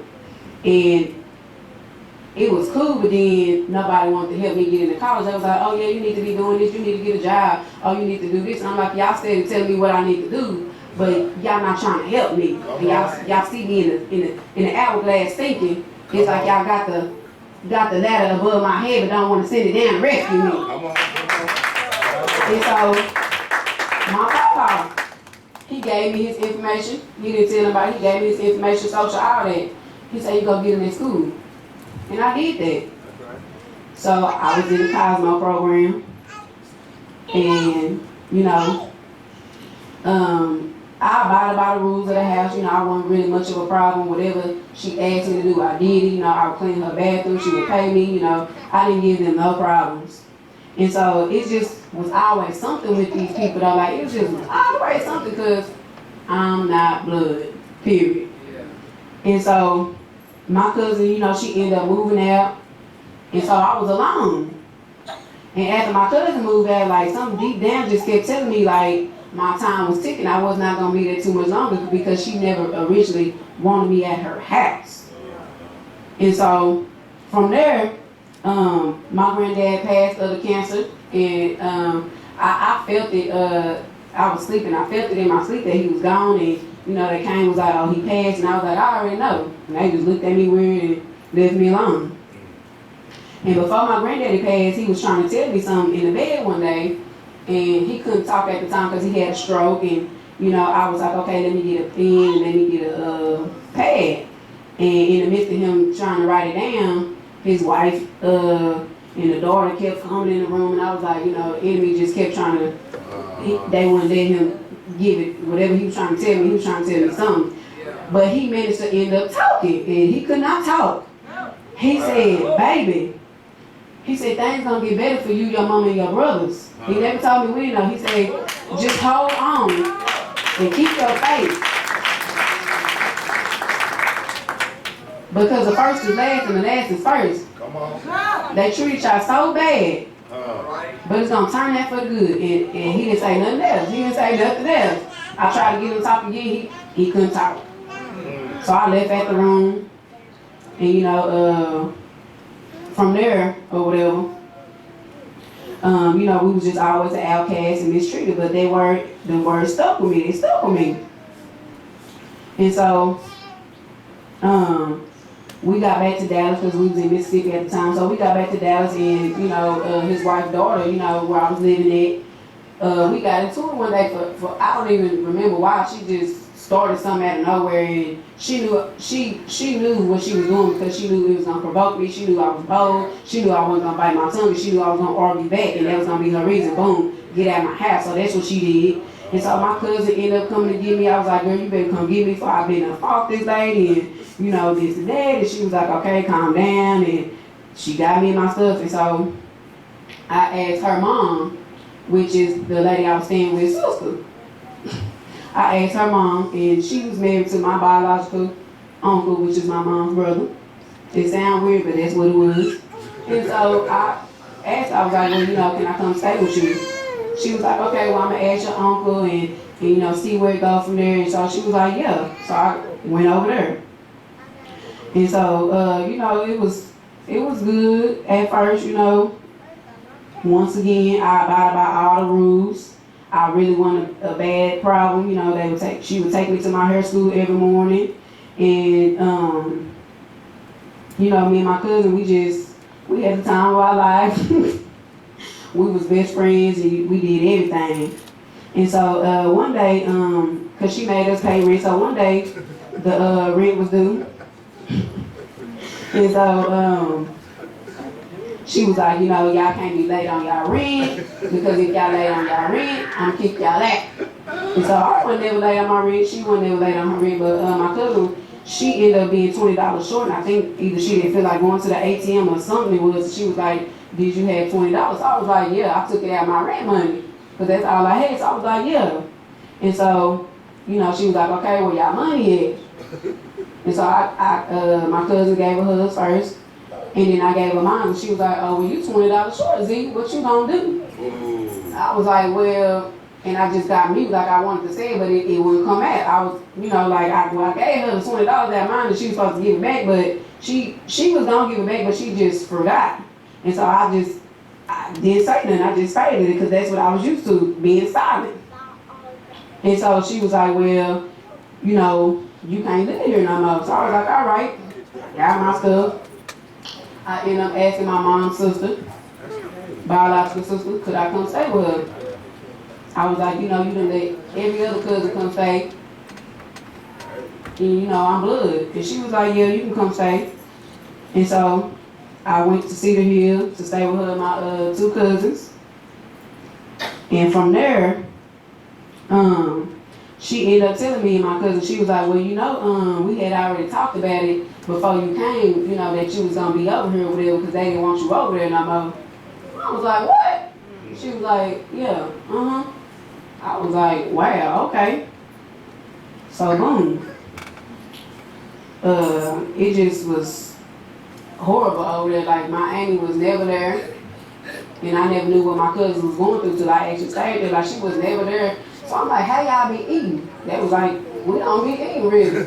I was like, oh, you got me messed up, baby, because I eat. So I would walk up to the mid-yard with my cousin. She was bad. Ooh, that girl bad. I had thought, you know, like, she was bad. And so we would walk up to the mid-yards. It was on FN Road in Cedar Hill. We would walk up there to that little mid-yard. I'm like, hey, look, we finna get some food. We finna get this and that.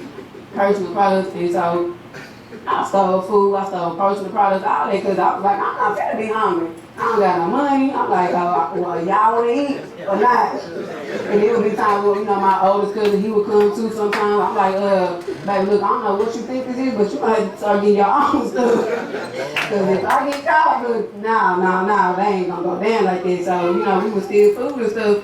They mama was never there. She, you know, dated some old man at the time, like very old. She's very young, but I don't know. And so, I'm honored, y'all. All right. And so, I started doing hair, you know, I started back, you know, advertising, doing hair. I was, you know, doing hair. And, you know, I would get money from, you know, dudes I would talk to. Like, I would just get money from them or get this from that person or get this. I had to do what I knew to survive. And so, it came to a point in time where I started feeling, you know, weird, like my auntie didn't want me there. like, she just didn't want me there. So one day, she was like, well, you know, I need to talk to you. I already knew I was gonna get kicked out for no reason. So she was like, I need to talk to you. So she talked to me. She was like, well, you know, I think you need to go because you a bad influence on your little cousin. And need to remind y'all, I really wasn't doing nothing. My little cousin was the bad influence on her own self. She was wild and her mama didn't even know it. But I took the blame because I was always the blame. I'm like, this little girl, wow. Hey, you sitting up here talking about I'm a bad influence, girl. You don't know what this little girl doing? Chill, please. So I took the blame though, because that's what I was used to. People blaming me for they mess ups and stuff. So she was like, well, you know, I found the shelter for you to go to. And I'm talking about I had it planned out. And I didn't have no say so, so I was like, okay. She was like, you know, I'm gonna take you there, or, you know, yada yada. I was like, no, I'm gonna have my cousin take me there. Because I was mad at her. So my cousin took me to the shelter, y'all. This was guys started coming in, so we pulled up to the shelter. It didn't dawn on me. I looked at the shelter. Yeah, well, that's the same shelter my mama had sent me to. Well, I filled it out and said I wasn't staying there. Wow. And so God was like, you know, you going to this shelter. You're going here. Stop running. And so I went to the shelter. God had a plan. I was back at square one. You know, I was alone.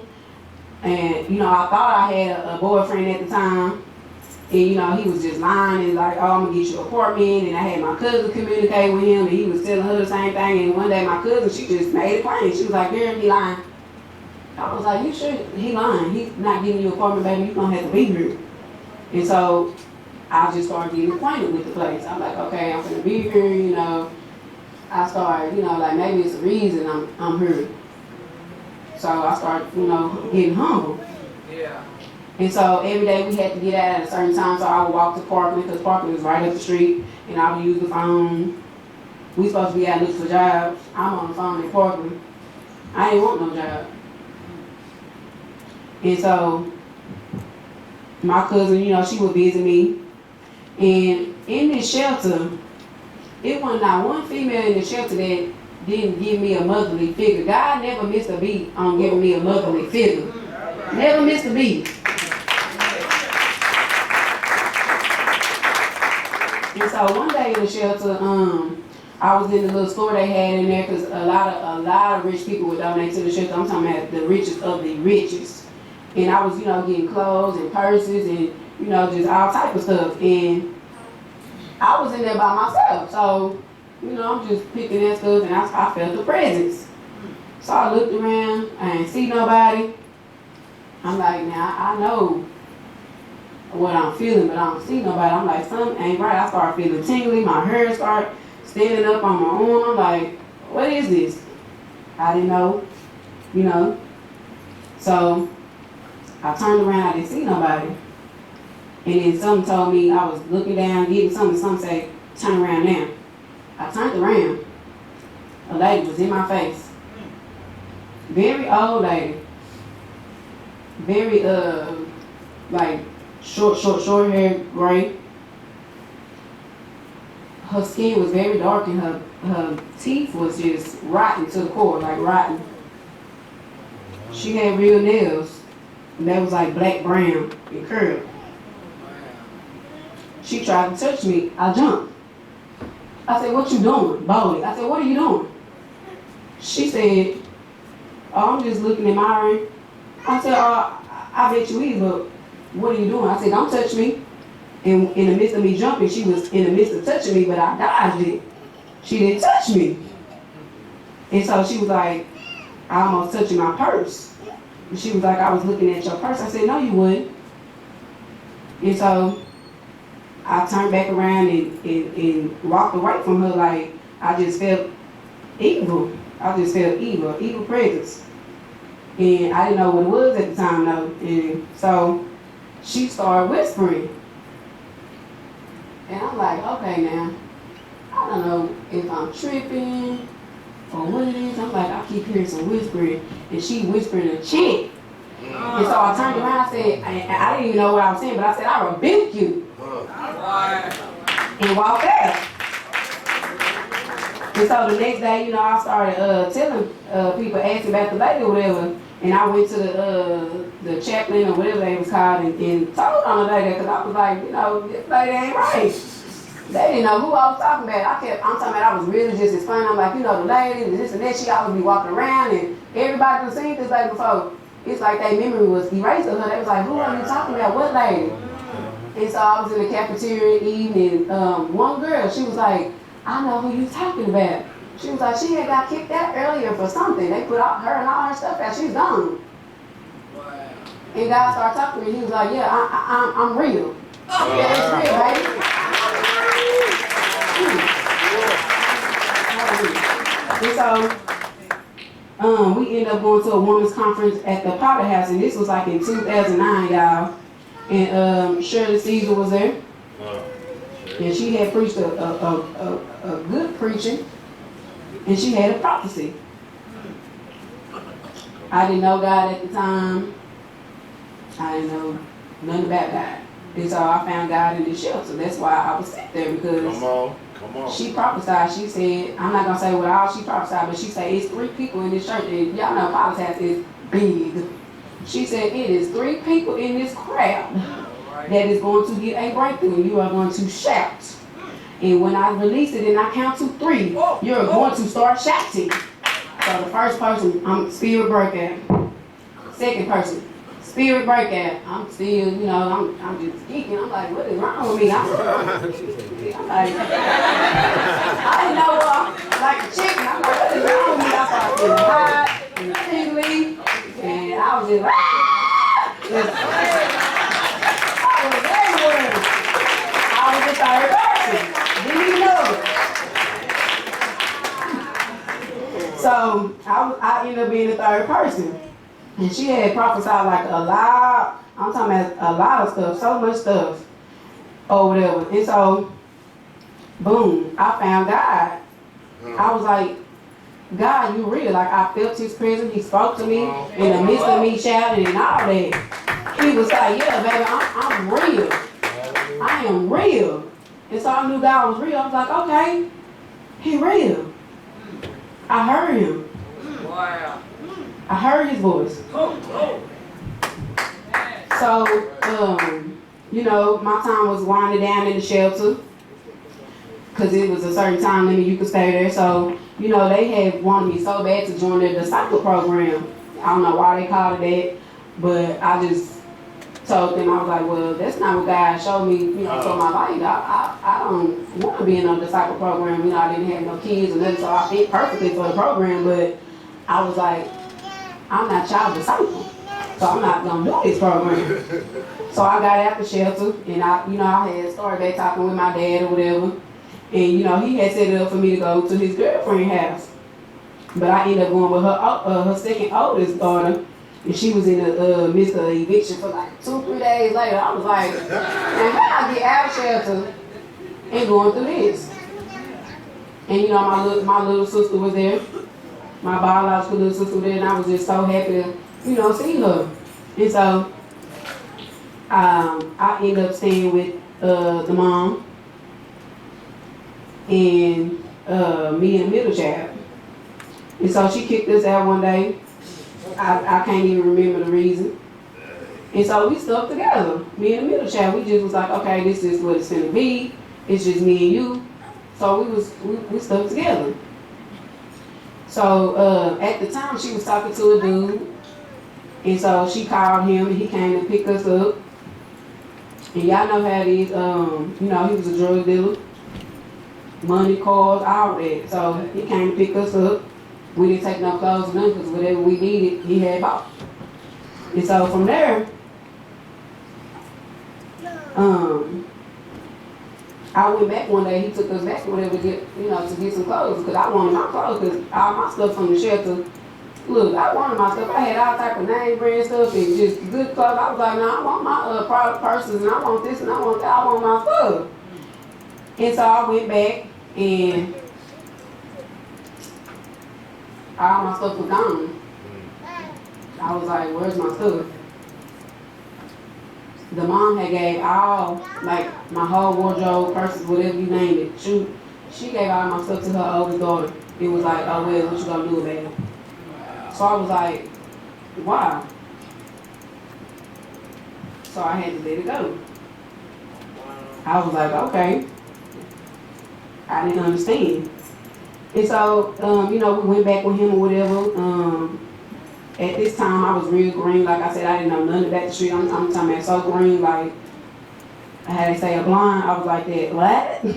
And so, you know, he was into selling women. Come And on. so, you know, he started making the middle child sell herself, and I didn't know what was going on at first because she didn't tell me. I was in the blind. And so, you know, one day she was like, you know, well, you know, he was like, you gonna have to start selling yourself, or he gonna kick you out. And so he came and told me his stuff. And so me and him started arguing because I was like, who finna do what? I was like, I'm not finna do that. I was like, what? And so from there, I ended up meeting this dude one day. I called him a light-skinned, green-eyed devil. I ended up meeting this dude because he was a devil. And I ended up calling him because he was the dude in the middle chat was like, well, you know, we finna go to Louisiana. I got this set up. I got this room set up. We finna, you know what I'm saying? We finna get this money. We finna play this man and boom. And my spirit was telling me that it wasn't right. I was like, nah. You know, I was gonna go at first because I didn't want to get kicked out. I was like, nah, something not right, something not right. I'm very intuitive. I was like, I'm talking about my stomach was just crunching and curling the whole day. So I called the dude. I was like, you know, what you doing, yada, yada. I was like, I told him what was going on. He was like, I'm finna come get you. I didn't know at the time. I was like, oh, shoot, okay. If I ain't gotta do that, you come and get me, I'm going.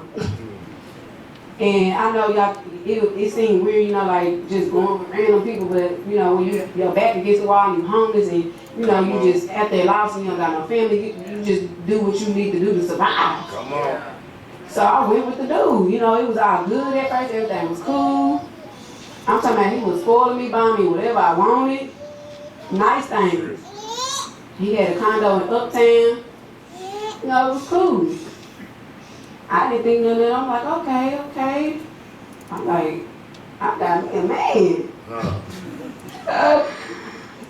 Child, please. No, I did not have no man. And so one day he had approached me or whatever. You know, he flipped on me. He was like, I don't know what you think this is, but you finna go make some money. I was like, what? I didn't know what he was talking about. I was like, what you mean? He was like, yeah, I'm finna take you to this place. I'm finna buy you an outfit. I'm finna buy you some high heels. I'm finna get your hair done, your nails done. I'm finna do this, I'm finna do that. And then around 6 to 7 in the evening, I'm gonna drop you off and you gonna come back with some money. He was like, you know what's going on? I was like, I caught on, I wasn't just that slow. I was like, oh, you want me to go sell my body? I was like, I didn't have a choice. I was like, okay. So I let him, you know, dress me all up and everything. The nightfall came, boom. He dropped me off. I'm just out there just walking, just lost. I don't wear high heels. My feet was hurting so bad. I was like, what am I doing out here? I'm like, this, you know, I knew it. I wasn't supposed to be out here, but I didn't have a choice. I'm just walking, you know, doing the steps that he told me to do to look for a guy. So I finally pulled one, got in the car, and, you know, it was just quiet, and, you know, he asked me, you know, how old I was, and just personal questions, and then, boom, he was like, why are you out here? And I said, because I'm homeless, and, you know, I'm with a dude, but I don't want to be back homeless, and I'm lost. I don't know what to do. You know, I don't want to do this, but I need money. And he was like, I got to give the money to him. And so the man was like, God started talking through the man to me. He said, baby, I don't even feel right doing this. He said, because you're not supposed to be out here. Glory. He said, I'm going to just give you the money. Wow. Because God said, you not about this life. This life not for you. He didn't call you for this.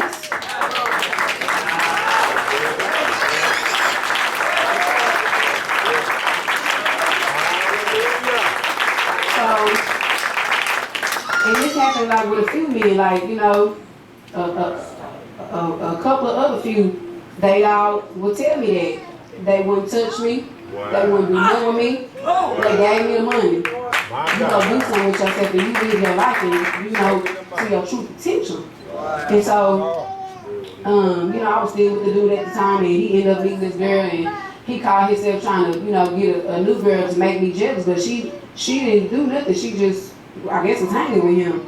And so, I was like feeling a little weird at first when, you know, she ended up staying with us and, I'm gonna tell you how a blessing worked out in the sky. So she ended up staying with us. I thought she was staying with us and he thought. And so she started talking to me one day and I started talking to her back and I was like, okay, she cool. And she, you know, God sent me an angel. She said, you know, just things to me and she was like, you know, you ain't supposed to be here. And she was like, you know, you need to go do something with yourself and, you know, this and that. And she would travel back to Oklahoma because that's where she was from with her. So she was like, she left one day and she was like, well, I'm finna come back to Dallas and, you know, I'm gonna come get you. I'm gonna, you know, pack all your stuff and don't tell them you leaving. I'm gonna come get you and get you your stuff and take you wherever you need to go. Leave him. And she helped me. She pumped me up enough. I was like, okay, you know, I can do it. And so I did what she told me to do. I got all my stuff. I didn't tell him nothing. She said, you be at that back door. I'm gonna bag in. You get your stuff and we gone. And we did just that. So, I had ended up calling my dad's girlfriend, well, his baby mama, not girlfriend, my baby mama. And, you know, asked her, I was like, you know, can I come back and stay with you?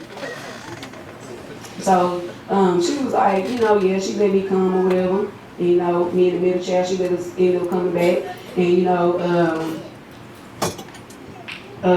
the dude that I had, you know, at the shelter that I thought was my boyfriend, I was still talking to him, but I ended up even leaving him alone at that time.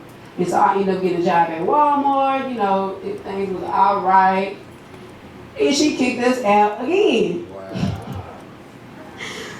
And so we stayed with her older sister for like a week or two. And so I applied for an apartment, got approved for an apartment. So me, the middle child, and the dude that she was dealing with, the drug dealer, we lived in an apartment. So, you know, I didn't even have no money like for the rent. Cause I was like, I'm not gonna go sell myself. I'm not with it. Like, you know, I ain't gonna lie, I did try, but it wasn't me. I was like, nah, I'm sorry, baby. You bet that life, but I ain't bet that life. I just can't. And so, you know, I just was at a standstill. I just didn't have no money to pay my rent, but I was content with that. I was just living, not knowing what I'm finna do next. Moneyless, jobless, all that. So it came to a point where my cousin came over one day and it had got revealed that he was selling drugs at the apartment. I never knew. And come to find out he wasn't even supposed to be in the apartment because he was banned from the apartments for selling drugs. Wow. And so, you know, the middle child, we ended up getting to it because she got mad at me because she chose him over me and was like, you know, they tried to flip on me, but my cousin was there and I was like, wow, like, why? And so, you know, we had a 3-day eviction notice. So I stayed in the apartment till I couldn't stay no more and passed the 3 days at that. I was in there just trapped out. I was in there. And so, you know, the middle child, she left me there on purpose. She left me, was like, oh well. She ended up going with her ex. And so I guess, you know, maybe God convicted her heart because she ended up coming back for me. She was like, I gotta come back and get you, so you come stay with us. So we stayed there for a while, but he kicked us out because he found out she was still talking with the dude. And so from there, we was homeless. So I asked a friend, I was like, well, can I come stay or whatever? One of the two girls that stayed next door for me and my dad, I ended up asking her, I humbled myself because she was like, you know, be telling me stuff, and I was ignoring her. She was like, you know, you can always come stay with me, but I didn't want to because I was prideful. So I ended up swallowing my pride. I was like, you know, can I come stay with you? So she was like, yeah, you come stay. So I stayed with her, and boom, I applied for another apartment. I got approved, and so me being me, having agape love, I let the middle child come again. I was like, yeah, you know, you can come, all this and that. So she ended up she came, but then she ended up coming for like maybe not even a day or two or something like that, or a week. And she ended up leaving me and went to go stay with her older sister, but I didn't know. She lied about it. And so I'm thinking she's somewhere, but she really was back with her family the whole time because I'm finna get to that. And so, you know, I was in the apartment, and God had started giving me dreams in this apartment. You know, I would hear a phone conversation of the middle child's mom, whole conversation, talking bad about me. I'm talking about going so in, spreading lies about me, telling my daddy, telling everybody just bad stuff about me. And I would wake up, you know, out of my sleep crying like, why this lady talking about me like that? But, you know, she's supposed to be a mother figure for me, and she's supposed to love me. I didn't understand. God started revealing things to me. Even about the middle child, you know, he was like, they not for you. And so I still didn't have no job, still didn't have no car, no money. You know. So I got evicted. I got an eviction notice. And so I was like, got invited to the club one day, and this, you know, how they say when people going through struggles and they go to the club, it's true, because I went to the club. How you get evicted and ain't got nothing going on for yourself, but you want to go club high? Girl, fly. But I did, so I was like, baby, I figure I'll release the streets, I figure I'll to the club, and need to remind y'all, I don't club, and I still to the day, I don't club, I don't like club. It just never was for me, like, and so I went in the club, and you know, I'm, grooving and jigging, and this girl came up to me, and I'm talking about she was so, I'm talking about lit, drunk, and she just hugged me, and the embrace and the warmth of the hug, I got warm and tingly. She said, baby, God loves you. You ain't supposed to be here. Wow. Get up at this club. Wow. Wow. So I was like, okay. I stayed there for a little bit. Then, you know, we had left, me and the people I was with. And this dude found me in the parking lot. You know, he was, Harry Green, you look good. What's your number? And he was real funny to me, so I gave him my number. And he instantly called me. I went back to my apartment. He instantly called me. He was like, hey, you know, I'm finna come see you. I was like, okay. What else I got to lose? I was like, okay. So he came with his cousin, you know, he came to see me. He said, I don't know you, but you finna go with me. And so me not wanting to be homeless again, trying to fill the void with a man, I went. I was like, okay. He told his cousin to get my stuff. I was like, okay, I got another roof over my head.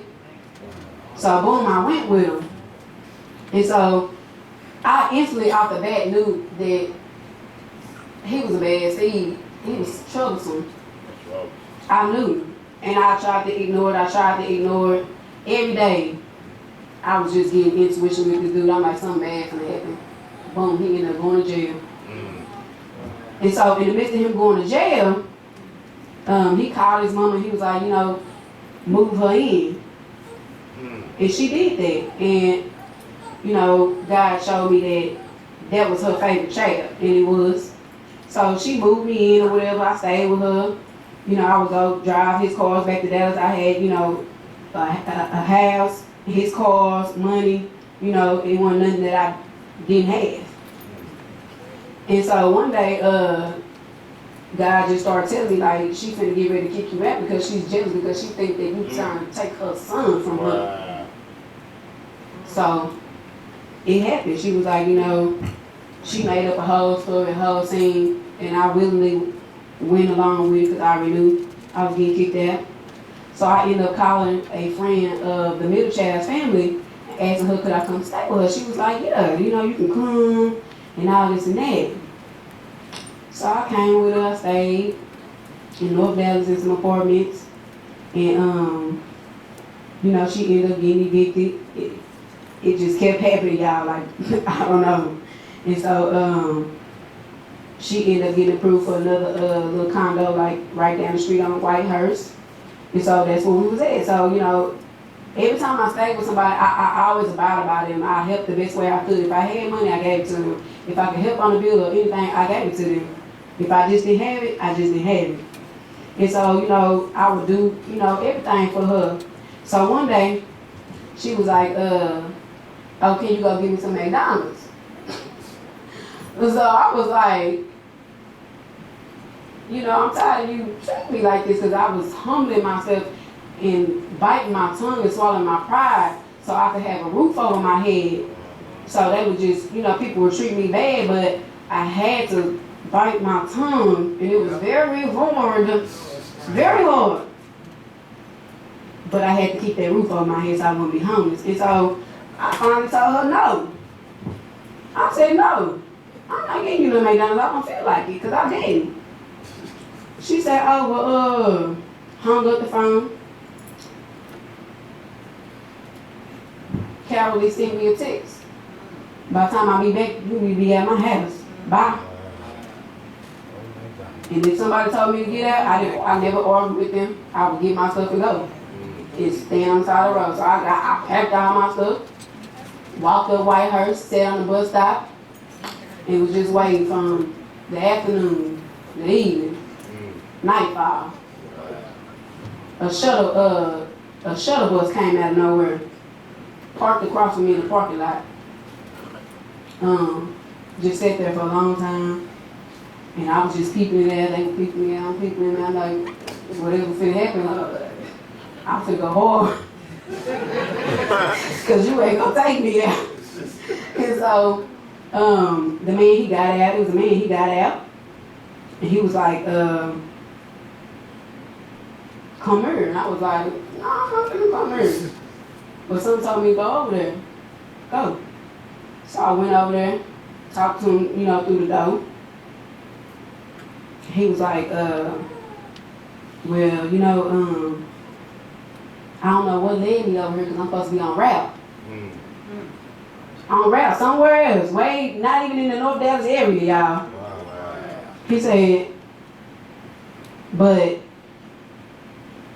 God said you was an angel. Wow. And for me to help you. Wow. He said, God told me to take you wherever you need to go, no matter where it's at. Wow. And I looked at him, and I thought about it. I was like, I don't know, should I go? I was scared, you know, this is the man. I'm a whole girl. I was like, I don't know. I got on that bus though. But I got on that shuttle bus, and the man, you know, he talked to me. He was so nice. He was like, well, you know, where you going? When I was on the bus stop, I had ended up calling the middle child cousin, asking her could I come stay with her. She stayed in Eunice. She said, yeah, you can come, but as long as you can get a ride. And so God provided that ride. And so the girl that kicked me out, you know, she was just calling and texting me. She was like, you know, I'm sorry, I didn't mean it. I was just being mean-spirited, and, you know, you can come back, you can come back. I was like, nah, I'm gone. You're good, I'm gone. So he was like, well, I just got to make one stop, and then I'll take you, you know, to where you need to go, because my stop is in Eunice. Wow. Wow. He worked at the airport after. Wow. So he stopped, and then he took me where I needed to go. So, you know, from there, you know, I was with her now, you know. She talked to her parents about it. They just wanted me to pay her cable bill, like $30 a less, not to stay there. I did that. You know, I bought her stuff. You know, we was click tight. I stayed in her kids' room. She would let her kids sleep in her room for me, and you know, we was rocking. She had a little car, so we would still go, you know, back to Dallas, and you know, we was doing this. And one day I met a dude, and he got me pregnant, and I miscarried after, and it hurt so bad. And you know, the doctor was like, you know, I couldn't get pregnant, I can't have kids, and all this and that. And so, time had passed, and one day she was like, you know, she was like, girl, I gotta wait for us to get some money. I know this girl. I gotta wait for us to make some money. I was like, is it legit? I was like, shoot, you talking about some money? Look, I'm there. You know? So she was like, at this time she didn't have a car no more. So she was like, she was like, if we, you know, find a way to Dallas or whatever, we can get some money. So I was like, oh, okay, I had just got my financial aid from school. So I was like, okay, I'm finna find us a ride. So we waited at her neighbor's house for all day for her to get home. And she was scared to ask her. So I asked her, I was like, you know, we need a ride, yada, yada, I pay you gas money. And she thought about it, so she was like, yeah, she'll take us. So, at the time, the cousin was pregnant. And so she took us to Dallas. The girl was like, you know, go to her baby daddy house and wait for me there. So that's what we did. We went to her baby daddy house, or his mom house, whatever, and we waited for the girl all day. And so she finally came, she picked us up. We was rolling. You know, we had went out to eat, I think, to Denny's, IHOP, and, you know, we was just rolling. And so, you know, days went by, a week went by, the cousin that was pregnant, she ended up going back to her baby daddy house, because she was saying that she was tired and hurt. And so she left me with the girl that we supposed to get money with. So I stayed with her. I was like, okay, I'm trying to get this money. I was hungry. I needed that money. So, you know, days went by, weeks went by, or probably like 8 weeks, And so, you know, I was calling, texting her, I'm like, she dodging me. I'm like, you know, what's up? Tell me what's up. So, me and the girl that, you know, I was supposed to be getting money with, and her mom, we was in her mom's house in the den, and I had the phone on the speaker, and so she finally called, because I was like, all that texting, you know, just call. And so she was like, well, I'm back at home in Euless. I'm like, how you get back?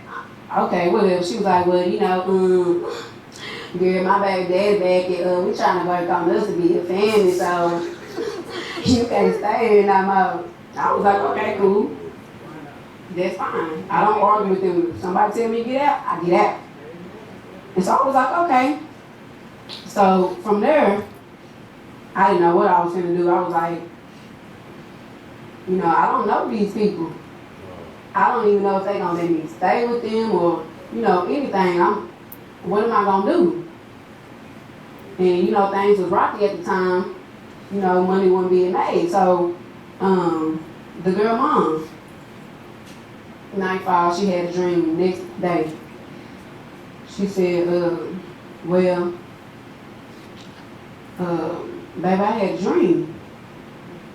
And in my dream, you know,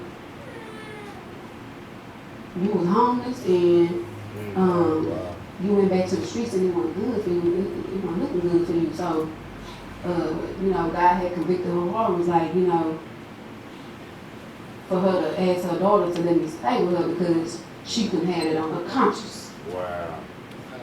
So she asked her, she let me stay with her. So that's where I was at. I was there.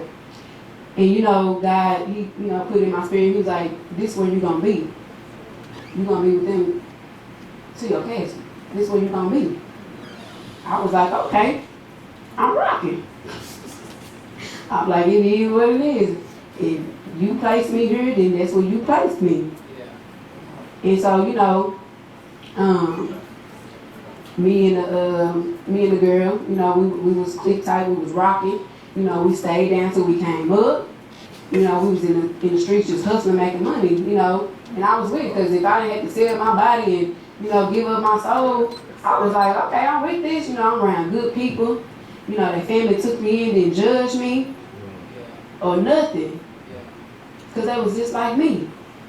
And so I knew I was going to be with these people till the end of time. I was like, okay. And so, you know, things had started picking up. I'm talking about we started making money. So much money, you can't even count. 10 bands, 20 bands, 30 bands, 40 bands. I'm talking about making money. And it wasn't right, but that's how we made our money. And so it came to a point in time where you know, we was on the money run one night and, you know, the person got in the car or whatever. And so my sister, the girl, I'm sorry, she was like, I'm gonna play some gospel music. So I was like, all right, you know, we was trying to get into the church at the time, but the church was rejecting us and being judgy because we was young. So we was like, we out here in the streets, oh well, we tried. So she put that gospel music on, we was rocking. Hey, we got our money, okay, yeah, got them bands. And so, the boy was like, you know, y'all gotta come clean. So we was like, you know what? He was like, you know, I ain't gonna lie. He said, I was gonna rob y'all. I got a gun on me. And we were like, wow. But the grace of God, that gospel music convicted his heart.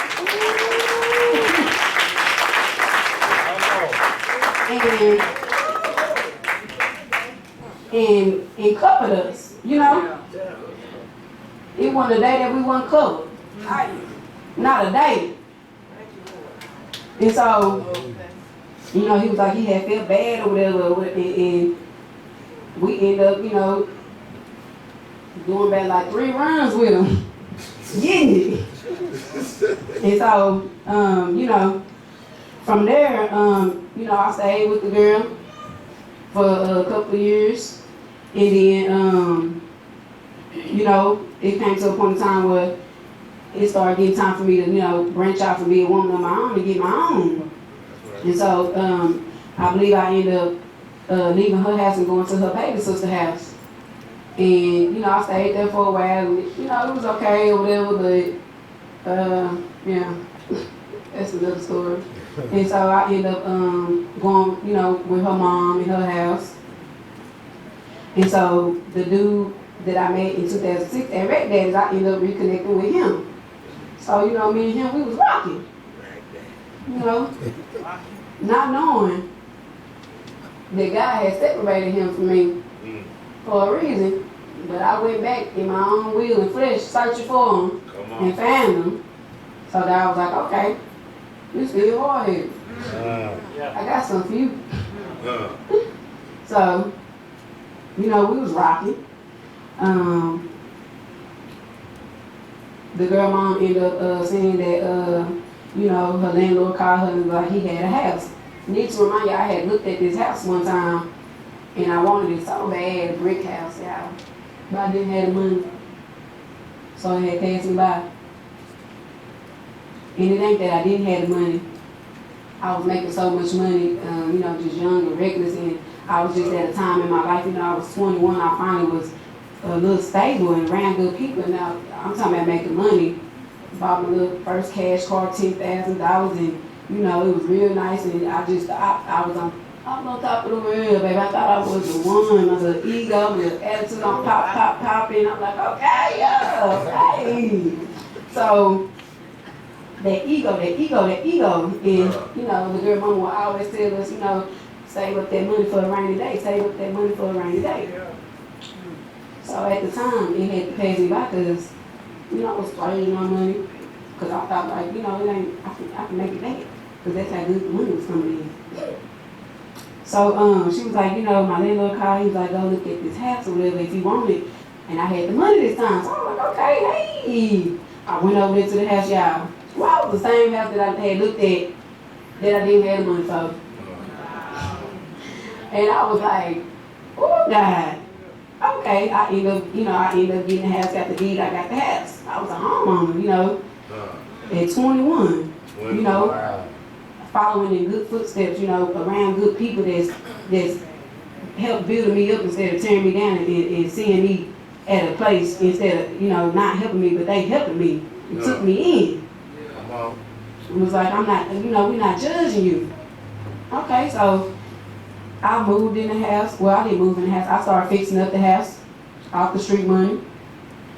Fixed the house up. Very costly. Fixed it up off that money. And it got to a point where, you know, somebody burnt the house down in the midst of me fixing it up. God revealed who did that. So I dust myself off. He got the money and kept fixing it up. Boom. I had a hard time getting green tags, red tags, and the electrician came out one day and he just passed everything because the man that was fixing on my house knew the man and I didn't even know. He gave me a green tag, I was able to move in. And it was hard because, I was staying in hotels, with the dude, and we ended up going to his daddy's house, and it just was very costly and hard. We stayed at the hotel, and then his daddy let us come stay, and then boom, we got approved to move in the house with the green tag. So, he was living with me. It was cool. And things started getting real dark. So the neighbor told me one day, he was like, yeah, this house, a pastor and his family used to stay in this house. I had never knew. His name was something, Craig, I think, Pastor Craig. And so he was like, yeah, this house got a lot of good history on it. Or whatever. He just told me that out of nowhere. It always stuck in my head. So things started getting real dark between me and the dude, like very dark. And so one day, the girl Granny came and she was like, I wanted her to bless my house. So she blessed my house and she was like, well, baby, God told me to pray over your womb. Because you don't have a baby. Wow. He said I need to pray over your womb. So she did that. She prayed over the dude.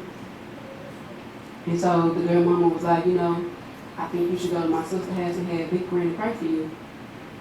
And so I did that. I went over there, I had her pray for me. She said, what you want me to pray for? I said, I want you to pray for me to have a child. And my prayer was always for me to have a child when I was stable enough to take care of a child, because I didn't want to bring in a child in my, my rocky and my homeless days and not be able to take care of that child and bring the child into that. So my prayer to God was always to bless me with a child when I'm stable enough to take care of that child. So Big Granny, I'm talking about when she pray, when she touch you, when she speaks something, it's the truth. But I didn't know at the time. I was like, I didn't really know her. So she prayed over my womb. The girl middle sister was like, I heard about this treatment and stuff for you to get pregnant and all this, and I'm gonna go do it. I think you should do it with me because me and her didn't have no kids. And so I was like, girl, okay. I was like, I wanted a child. So I'm like, okay, I'll do it. Boom. In 2013, we in the house, me and the dude. One day we got into like a real bad fight. It had got dark in a dark place. Like he would start, verbally abusing me, physically. He bullied me a lot. He was selling drugs. He would do evil stuff towards me, but I didn't know at the time. And I'm talking about like wrecking my cars, cheating, whatever, you name it, he was doing it. And I was just so blindsided and didn't see it. I was sleeping with the enemy. And so we got into a big fight one day because he was cheating on me so bad that he had to pump himself up and a lot of his stuff in his head that I was cheating. And I don't do nothing. Like, I can't even lie right to cover up me cheating. So I ain't got time for all that. So, I came back to the house. I left or whatever with the girl. And me trying to see what was wrong. I went back to the house to try to talk like, what's wrong with you? Why you doing this? I ain't doing nothing. And so from there, in the front yard of my house, we ended up fighting. He put his hand over my face, and I'm claustrophobic. I don't like getting clothes or restraint, held down, or none of that. He put his whole hand over my face and tried to smother me. And so I panicked. And I walked him from the front porch to my tree. And I had the keys in my hand, and I walked him. And from there, he walked me back. And it ain't funny, but it's funny. He bit my ear, messed my whole face up. It was horrible, y'all. So, I called the police on him. He went to the jail, then he ended up going to the penitentiary. And so, eventually, I came around and I ended up being there for him, knowing I shouldn't have, but I forgave him, and I was like, you know, I was there. So we started back talking, and he was like, oh, you know, I'm weak. Guy talking to me, and I was like, boy, you lying, that's jail talk. I'm like, please, who you think you talking to? And so he was like, no, I'm for real. So he was like, he had a dream one night. And so I was like, what was it about? He was like, you know, I had a dream. Me and you was in church and we had a child. And I was like, what did they look like? He said, you know, my color, caramel, a head full of curly hair. I was like, okay. I still didn't believe him. One night I had a dream. It was like a week or two later when I was least expecting I had a dream. Me and him in church. With a child, caramel skin, head full of curly hair. I was like, okay. I said, yeah, that's your baby. So I said, okay. And at this time, you know, God was drawing me. He was drawing me, you know, get out the streets and come to me. But I was ignoring it, you know. I wasn't ready. I was like, nah, I'm not ready. I'm addicted to the money, you know. I'm not ready. And so he had another dream. I was like, what did you see? He said, me and you in the church with the baby. This time the baby was bald headed and had no hair. I said, okay. So boom. This would get deep. So he was like, you know, let's have a baby when I get out. And so I was like, okay, when you get out, we're going to have a baby. So my baby was clean. I'm sorry. And so he got out January 2nd in 2015. And that same day, that's when the seed was planted. And so God had told me a little bit after that, out of nowhere, I don't know what I was doing. I was in the house. He said, I'm going to bless you with a child. But you're not going to have a child for long. Wow. I was like, okay. He kept telling it to me. And so it was a night where, you know, I was supposed to be making some money, and I overslept and I missed the money. And so the girl baby sister was like, you know, you tripping, you missing money, something wrong with you. I think you pregnant. Like, we're gonna go to the hospital because I need to get some hydros anyway. So I was like, okay, I'll get some hydros too. Baby, we got to that hospital. I thought I was gonna give me some hydrocodones. You know, I'm just. Everything was smooth sailing for her. She got her hydros. And the man came in my room. He was like, okay, well, you know, ma'am, I need for her to step out the room because I got to tell you this by yourself. I was like, no, you know, she cool. He was like, okay. He said, well, congratulations, ma'am, you're pregnant. I said, who? I said, boy, I ain't not pregnant. You lying. He said, no, ma'am, I'm not lying. You're pregnant. So, congratulations. I was like, I cussed that man out. To be honest, I cussed that man clean out. And that man looked at me and he laughed. He said, you pregnant? And that's what it is. So, I was pregnant. So from there, you know, I'm like, I'm pregnant, okay, what I'm gonna do? You know, my pregnancy was far along, you know, my biological mom had ended up coming down here with my brothers, and you know, she was staying with me, and we had got into it, you know, before my baby dad had got out the pen, and so we weren't connected at the time. So I want to say maybe I was 6 months, and me and my mom we reconnected at the perfect timing. And you know, she was like, well, God told me, you know, something about a baby, and I need to reconnect with you. And I was like, well, yeah, Mom, I'm pregnant. She was like, wow. And so, you know, in my pregnancy days, like, I was very sad, depressed, lonely. You know, my baby daddy, he bullied me. He would leave me for, I'm talking about like days, weeks, sometimes months, you know, at a time. And I was just depressed, in the dark, in the cold, just at my house. And God had made a standstill for me. He was like, you know, since you want to be hard-headed and don't want to come to me, and I'm trying to draw you and get you away from the street life, but you want to be hard-headed, so I'm going to make everything stop. You ain't making nothing. Come on. I said, okay. I was like, wow, like, you know, wow. I was 6 months behind on my mortgage, y'all. 6 months. And my mama came in. She paid the whole 6 months. Wow.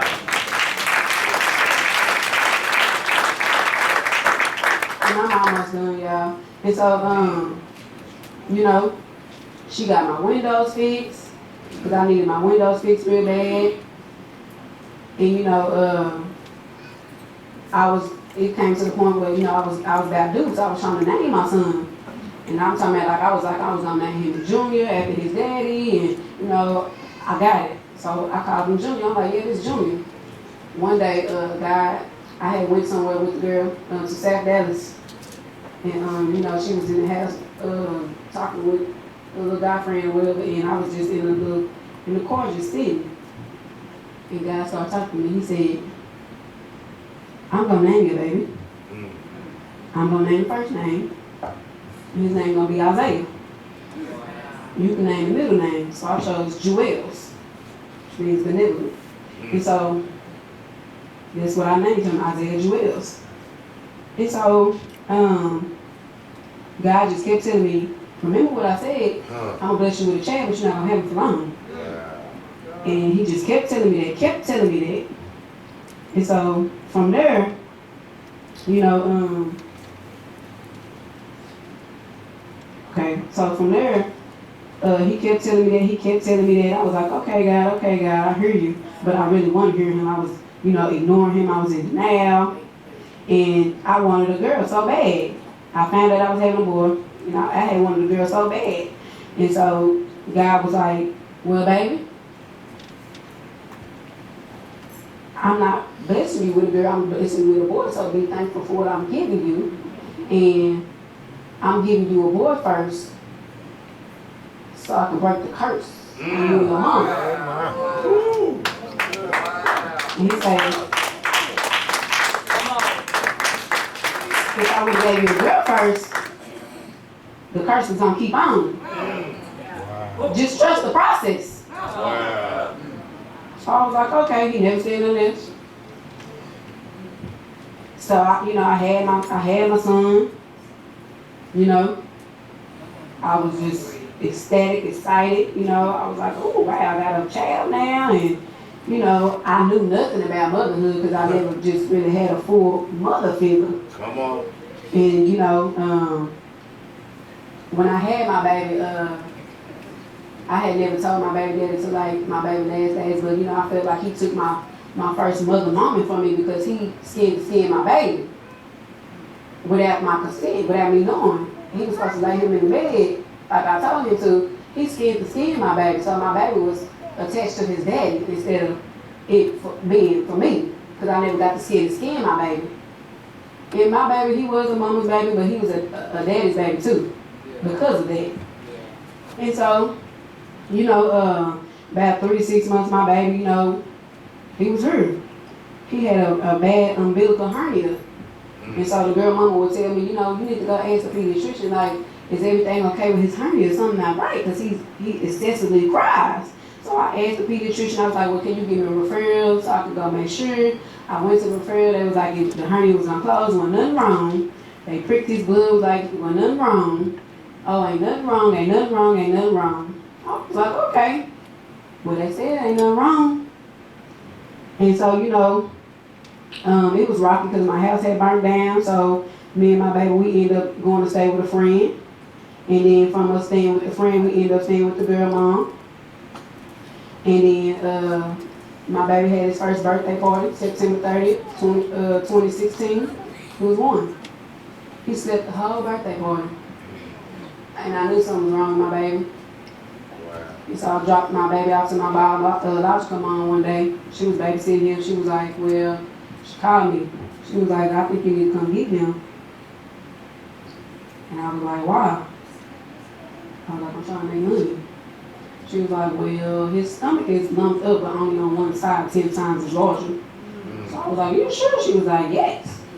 So I was like, okay. So I told his dad we went to go get him, and I looked at my baby on the bed. She was changing his diaper, and I instantly knew in my spirit, tumor. I knew it from day one. I just was so in denial. And so the night before, I had a dream of my grandfather that died from cancer, and he was in the church. And the pastor laid hands on him and brought him from his dying days to youthful to a teenager. And I woke up. And so we took him to the hospital. We on the way to the hospital. God said, take him to medical city, take him to medical city. Me being disobedient and stubborn. I went to Children's because it was closer and I was being lazy. Went to Children's Hospital. That's when our lives changed. Wow. And you know, Children's, they played it janky with my baby. They played it janky, you know. They ended up giving my baby a psych drug. I'm not gonna go too into depths about Children's because I told you through my baby's testimony, but you know, they gave my baby a psych drug and I could never understand why my baby was acting a certain type of way and weird. And I went to go check my mail one day and I was about to throw the letter out and it's like God got my hand and was like, no man, read this letter, read this mail, stop throwing stuff out. So I opened the letter, I'm like, why is insurance, you know, sending me something? So I read the letter. This doctor then requested over 5 times for my baby some lorazepam Ativan, which is a psych drug, a psychedelic drug that they give like to people in terror state. It said that they give this drug to people that are coming down off harsh drugs, crack, meth. So I was like, that's why my baby was acting weird. And that's when the gate was open. And so from there, you know, God just started exposing a lot of things about children. So that was the day we had got released from the hospital because we would stay in the hospital for weeks and months at a time. I'm getting ready to, I'm almost done, y'all. We was at the hospital for days and weeks at a time. So we had finally got out and I was like, okay, you know, I'm free. Baby, I'm finna go do something. I've been in this hospital. Baby, I'm riding by my baby and, you know, I want to do something, you know. So my baby daddy gave me an edible. So me and the girl, baby sister, we ate the edible early today. Boom. We was geeking high, laughing. We got back, you know, to her mom's house because I was staying with her at the time. She was staying with her at the time too. And we in the room. She had 2 kids. She helping her son with his homework with her baby, and I had my baby. I was like, let's eat the most. So I ate another big old chunk. The whole day my baby daddy kept telling me, Z, don't eat too much of this edible because you cannot handle that. You know, I don't do drugs, I don't smoke, drink. You know, I'm real potent. So he was like, you can't handle this, don't not eat too much. So I was like, you know, nah, I'm good, I got it. I'm big dog. I know what I'm doing. So I ate that second bite of that edible, knowing I ate a bite earlier, it was that potent, the THC in it.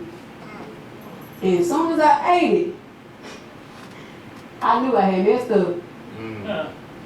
I said, this is something I can't revert. This is something I gotta go through. And God started talking to me. This is how I got my discernment. Being high. So God started talking to me. He said, yeah, you can't go back. You right, you can't go back. This got to happen. I got to take you through this. Because what you coming up against, he said, I need you pure. I need you sober. Hallelujah. He said, you can't do what everybody do. You can't drink, you can't smoke, you can't do nothing. Nothing. I need you sober, pure, to fight for my child. Wow. I wouldn't understand it, so he started discerning. And I looked at the little boy at the end of the bed. Need to remind you, he put the baby sister and her daughter in a deep sleep. I literally watched them fall back, lay down, and God put them in a deep sleep. And I looked at the boy, and I never say what God discerned about him because it's touchy to me. But I looked at him, and I said, and I looked at a different angle. I said, okay, God, I see it. So I gathered my strength, got my baby. I was like, I got to make it across the room, you know, the hallway to my room. So I made it to the hallway, made it to the room. I laid my baby down. I said, Z, it's mind over matter. My daddy used to always tell me when I was younger, mind over matter. And I kept it on the shelf, and that was the time I needed it. Mind over matter, it's mind over matter. I'm strong. I ain't never been this high in my life, y'all. Like, never. Like, I was in another realm. I was in another dimension. I had an out-of-body experience. And so, I cut the lights out and I laid down. I don't know why I did that, y'all. Baby, when I laid down and I seen these dark figures on the wall and they was coming towards me, and God was like, yeah, that's them demons. They trying to consume you, baby. They want you and your baby. And so I hopped up so fast and I cut the lights on and I said, you ain't finna give me a night. I said, oh no. So he said, you need to go to the baby sister and the girl, you need to go to that mama room. So boom, I gathered my shit, got my baby, held him, and I don't even know how I walked because my legs felt like noodles, like a cartoon, y'all. I'm talking like I couldn't even feel my heartbeat. That's how I was having an anxiety attack at the same time. So I made it to her room, boom, I ran the door open. She looked, she smiled, and at this time she wanted me to be asleep. She said, baby, I've been waiting on you. God said it was gonna come down to this. She said, didn't I tell you, you can't be out there doing what everybody else do because you different. You can't be drinking, you can't be smoking like this. Because that's not you.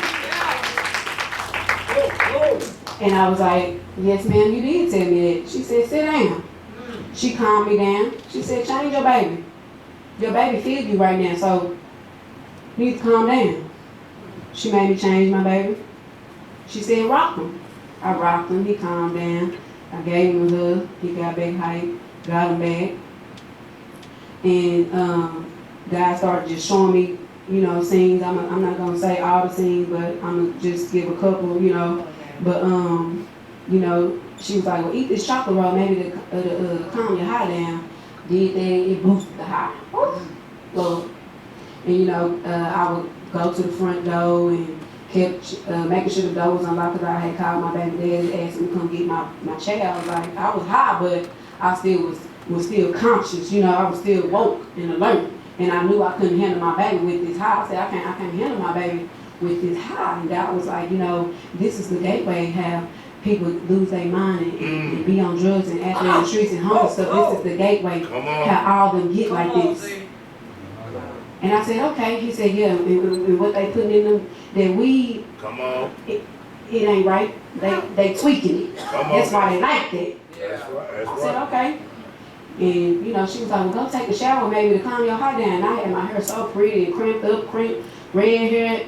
I had my hair so pretty. I went in that shower, got my whole head wet, everything. I was like, it's not coming down, it's not coming down. I hopped at the shower. I started beating myself upside the head. I was like, nah, you stronger than this. Like, it's mind over matter. I was like, how you let yourself get this high, girl? Like, I was talking to myself, like, how you let yourself get this high? God said, I gotta take you through this. I have to.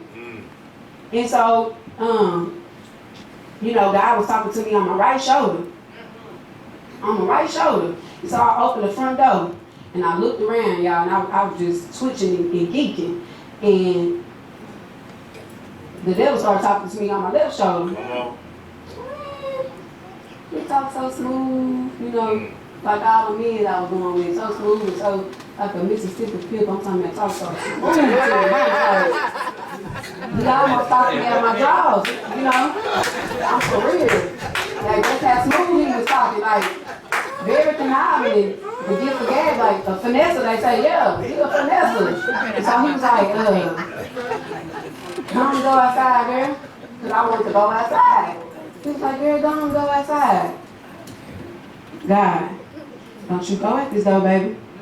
He said, because if you go at this door, I'm going to show you what's going to happen. He said, you so high right now, you don't even know. You don't even hear right now. He said, if you go at this door, you finna go out there in the street, you finna get naked, you finna start hooping and hollering and yelling and screaming, you finna wake these neighbors up, these neighbors gonna cut their light on, they finna see you out here, they gonna know you full of drugs, they gonna call the laws on you, and then the ambulance gonna come and they gonna test you and they gonna find the drugs in your system, and that's how they gonna take your baby from you. He said, they trying to take your baby from you. So I need you pure and sober to fight for your child. He said, just like you fight in the streets, and you a soldier in the streets for them rats, that's how God talked to me. He said, you do the same for your baby, because that's my child. And the devil was like, nah, he lying. Don't believe him, girl. I'm gonna go out there and, you know, it's gonna be all right. And, you know, I'm gonna make sure, even if they do call in on you and the people come, girl, I'm gonna make sure that they don't find nothing in your system and you gonna still keep your child and go home. God says, no ma'am. And so, you know, he came, my baby daddy came and, you know, God had discerned to me about the girl, her 2 oldest sons. You know, he said that her oldest, you know, he was going to have a hard time and have it rough.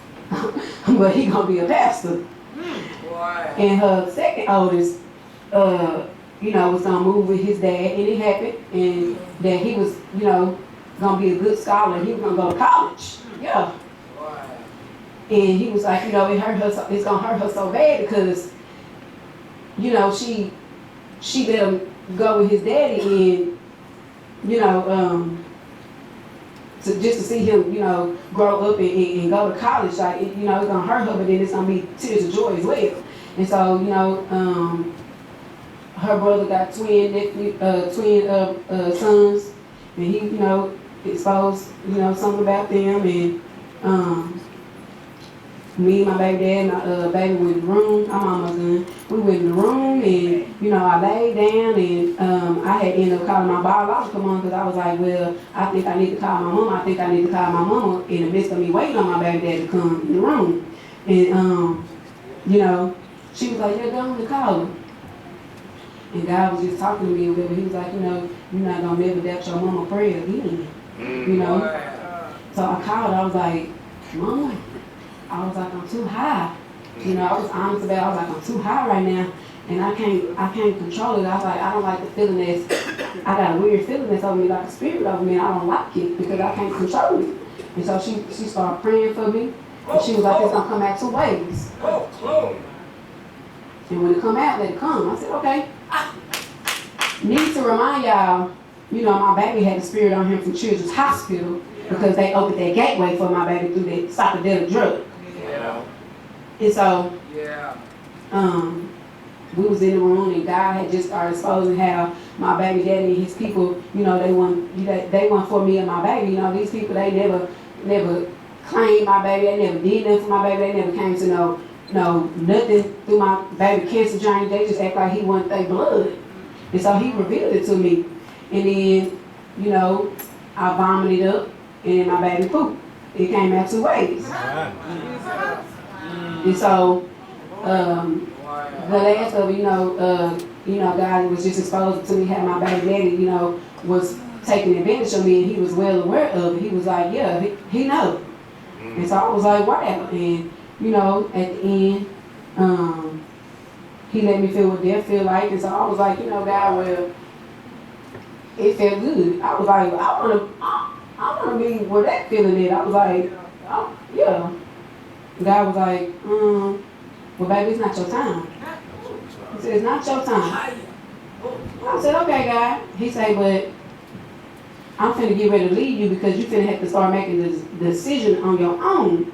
You know, it's time for you to grow up and start making your own decisions. You know, I can't lead you the way all the time because you're going to have to know the way yourself.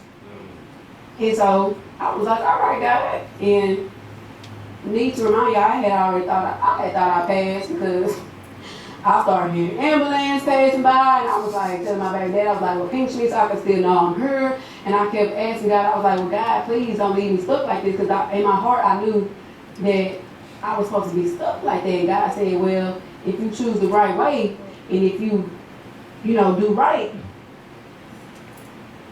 then I won't leave you stuck like this. But if you don't, he told me, he said, I'm going to leave you stuck like this. Wow. And I'm going to know if you're going to mean it in your heart or not. I was like, okay.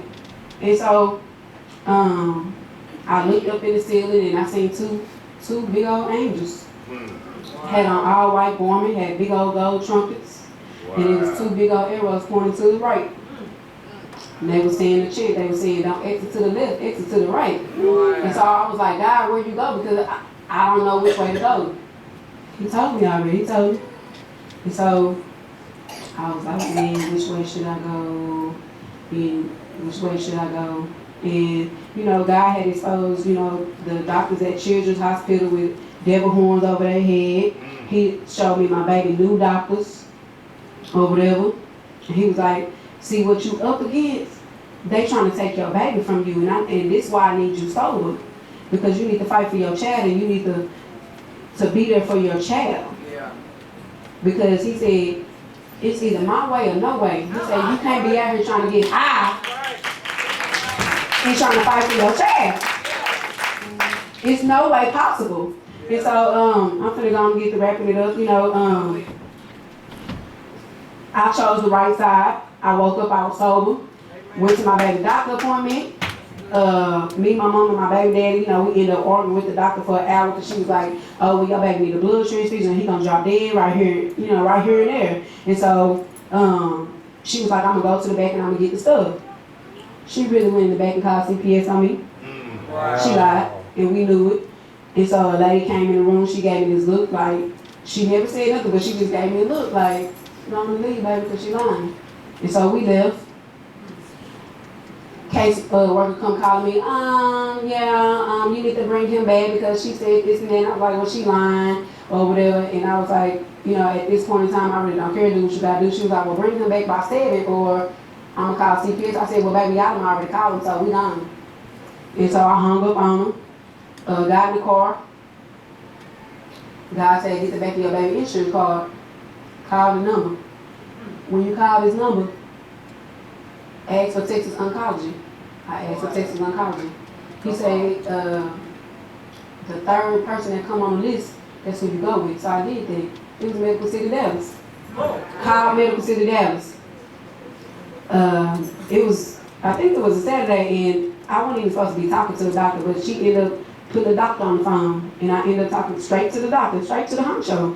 And I told him what was going on. I asked him could he accept my baby as a new patient. And I told him, you know, my baby whole story. He was like, yeah. He was like, if your baby breathing and he not blue, he said, ain't nothing wrong with your baby, they lying. He said, you go home and you enjoy this Thanksgiving with your baby. I said, okay, but can you assure me one thing, sir? Because he couldn't fully get switched till Monday.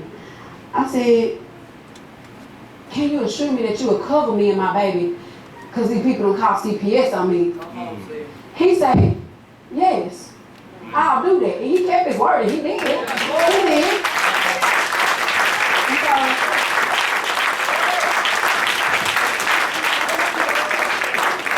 And so, you know, I was running at first and running from the CPS workers and, you know, because they weren't right. And I was just running. And then, you know, the baby sister had ended up talking to the last lady. She was like, well, you know, I think you need to go and talk to her. So I came and I talked to the lady. She was like, you know, we need to bring your son. So I brought my baby. She took pictures. She was like, well, I'm going to tell you off top, I'm going to close your case because I knew off top it was a lie.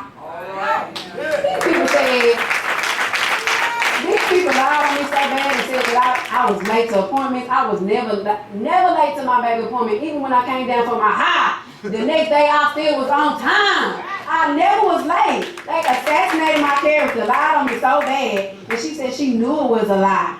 So I'm gonna close your case automatically. Wow. She did that. And so the Monday came or whatever, and my baby got switched. And need to remind y'all, when it comes to insurance stuff, it's no way possible for you to switch your baby in a day like that. It's no way. But God. But God. But God. And 10 steps ahead, y'all. 10 steps ahead. And so, you know, we went on a journey from there. And from that journey from there, you know, we got time close for my baby. He had a surgery. We went to Houston. And, you know, Houston ended up calling in on me because I didn't agree with him having a transplant. I told them, I say, God say, when you talk to these people, tell them what I'm telling you and stand firm on it. Don't be ashamed. So I told them, I said, that's not what God showed me for my baby. He didn't show me my baby with no transplant. And I told them that. I said, I'm staying firm on it. The man called in on me. Case got thrown out. Boom.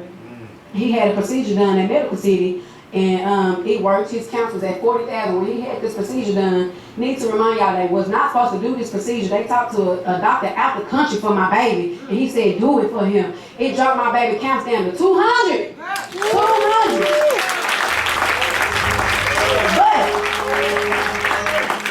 But he needed one more round, and the tumor would have been gone. But the insurance wouldn't approve it. So they you know, had him with nothing for a while, then put him back on chemo. The doctor was like, you know, give him these chemo pills. So I started giving him the chemo pills. It was June. You know, my baby had got back healthy. Her had grew back. You know, I was giving him Dr. Sebi herbs. Like, you know, I thought everything was cool. The tumors had spread it, and the doctors didn't tell me. You know, they spread it to his lungs, like everywhere. And so one day, me and my baby was laying in the bed, and he just rubbed my face, and it's just this stroke that he gave me. I knew my baby was transitioning, he was about to leave me. I knew it. And it was in June 2018. And so in September 2018, my grandmama passed. And I wanted to go to the funeral so bad, but you know, my baby was transitioning, so I couldn't go. And God told me, he was like, yo, granny, she knows, she okay with it. She said, you stay here and take care of your baby. And so he was like telling me, you know, just flooding me with things. He was like, you know, she also want me to tell you that it was her prayers that seen you through and kept you through all these years and covered you with that amazing grace all these years.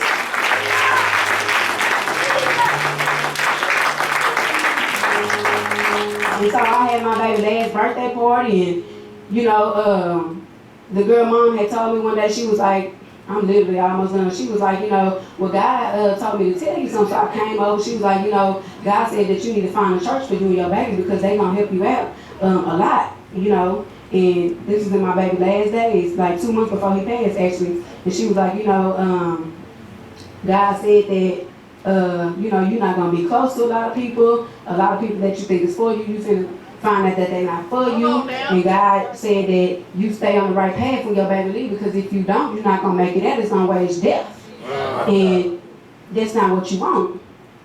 So I ended up finding a church through my friend, you know, and got my baby prayed for, and I'm still at that church to this day. And, you know, they helped with my baby homegoing. They did the whole homegoing for free. Didn't charge a dime. Didn't charge nothing. And in my baby's last days, you know, I got all the desires of my heart. You know, I wanted my baby handprints, his footprints. I wanted a certain doctor to be the last doctor over him. You know, my baby actually told me to give me his cup because he never was sad. And I got some little house shoes that I had been, you know, desiring for. And, you know, I wanted his daddy to sincerely give me the closure that I needed, and he did that. And then after that, you know, my baby passed, and he wasn't gonna pass till his daddy did that, and he passed. And I didn't want to see my baby pass, and that was a desire of my heart, and I didn't get to, you know, I had my back turned towards him the whole time because he passed in the middle of me and his daddy. We was sleeping in the bed. And so, you know, at my baby's service, I was so joyful, I was so peaceful. You know, I didn't shed a tear. Like I was literally at peace in just joy. Wow. I was content. But in the midst of that, the enemy shook something up. He was mad because he was like, nah, you ain't crying, you at peace. I don't like that. So he shook something up with the dude I was dealing with at this time. And you know, I ended up, it was just a lot of drama, and I ended up going to a dark place, and you know, I didn't want to be here no more. I was mean-spirited. I was just like, just boldly telling people, you know, what it was. I wasn't biting my tongue. Like, I was just going at it, and you know, I was depressed, and I had got my gun 2 times and put it up to my head and didn't want to be here. He was like, no, baby, no. So he sent the girl to my house one day, and she felt it. I finally let her in because I wasn't going to let her in. And I let her in, and she was like, no, God told me to come over here because you're trying to kill yourself. And that ain't the way. She was like, I'm finna get you at the house, and we finna go do this and that. And ever since then, you know, and it was months ago, I've been keeping busy at the house. And, you know, God was like, I had to shake some up. I had to do this because it was all part of the plan. Yeah. And I said, okay, God. He said it was all part of the plan because I'm not an author of confusion.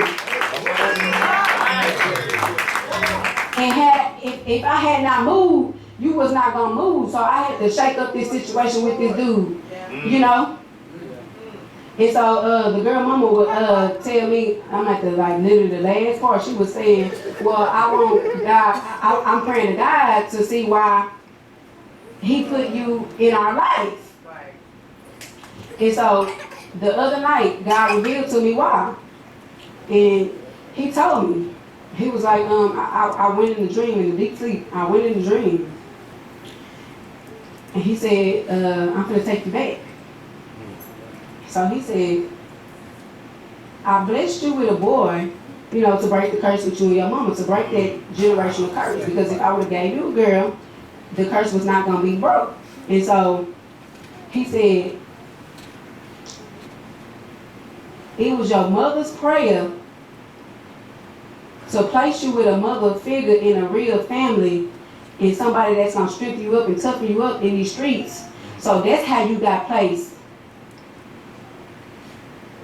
in their life.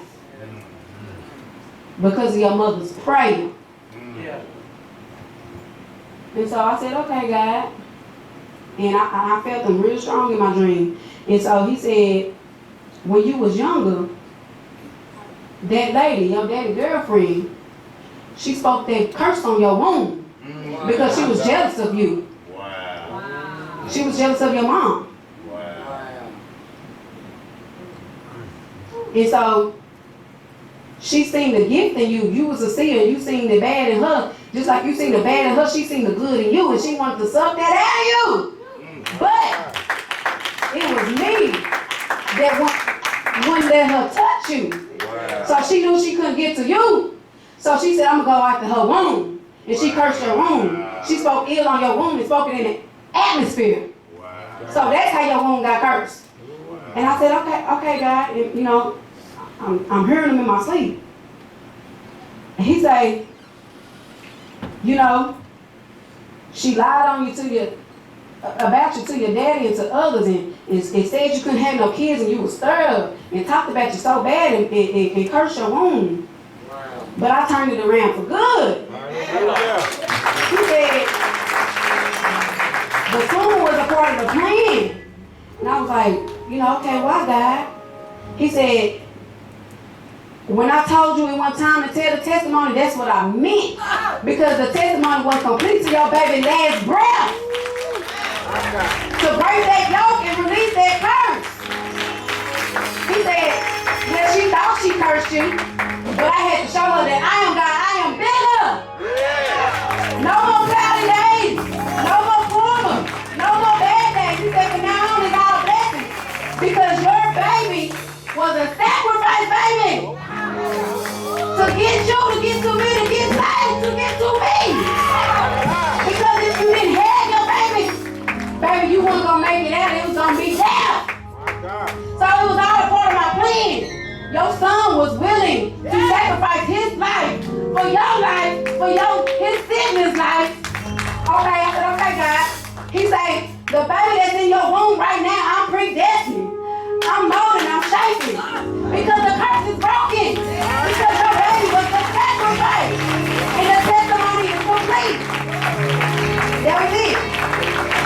John 3:16. I kept saying, you know, oh, I feel like God, I feel like I gave my only begotten son. And God, he was like, that's because you did. John 3:16. And I woke up. God put it on my heart the other day. Like I told y'all last week. It's time to tell your testimony. And that's how it started. Amen.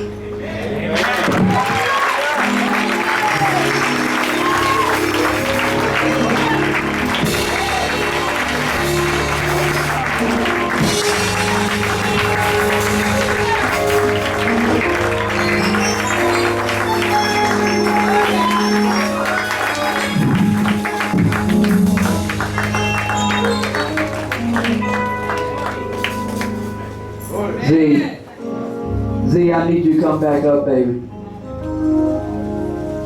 For those who stayed here and didn't move, God is going to bless you because it may not have been your story. And I know you got a story. But she needed to do all what she just did. And I'm glad she shared it with us. First, that love her and care about her. Glory to the Lamb of God. But God gonna do a great thing in this face. Do y'all hear me? Y'all remember this face. But you gonna see this face on some stuff. I hear a book. This baby needs to be writing this down for somebody so that they can publish it. Because it's going to bring you out. Because the first thing that people think is they think a story is good if the baby got well.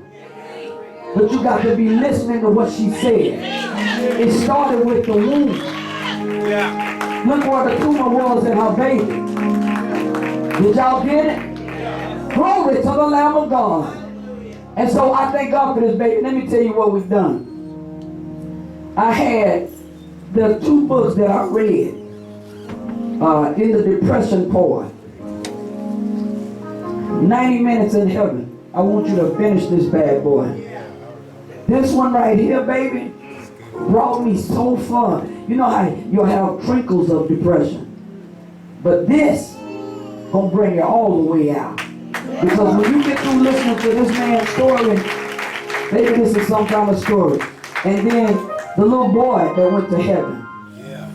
I had Dr. LaToya Smith to hurry up and rush these to my house because I wanted to give you these. And I got some because I want to sow a seed into you as well.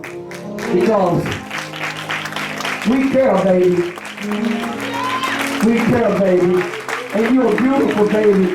And listen, how you word things, I wish there were a lot of churches that would allow you to come as you are, like the Bible says, and express every hurt, so that when you get rid of it, that it don't stay with you, that somebody else know, I can overcome it, I can overcome it, I can overcome it. Glory to the Lamb of God.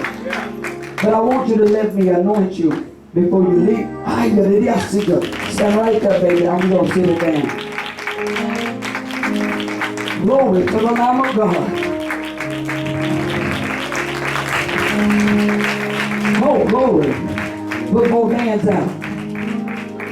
That money that you used to get, let it run through your face. All the money that you used to get that was wrong, glory to the Lamb of God. Real money coming. Glory.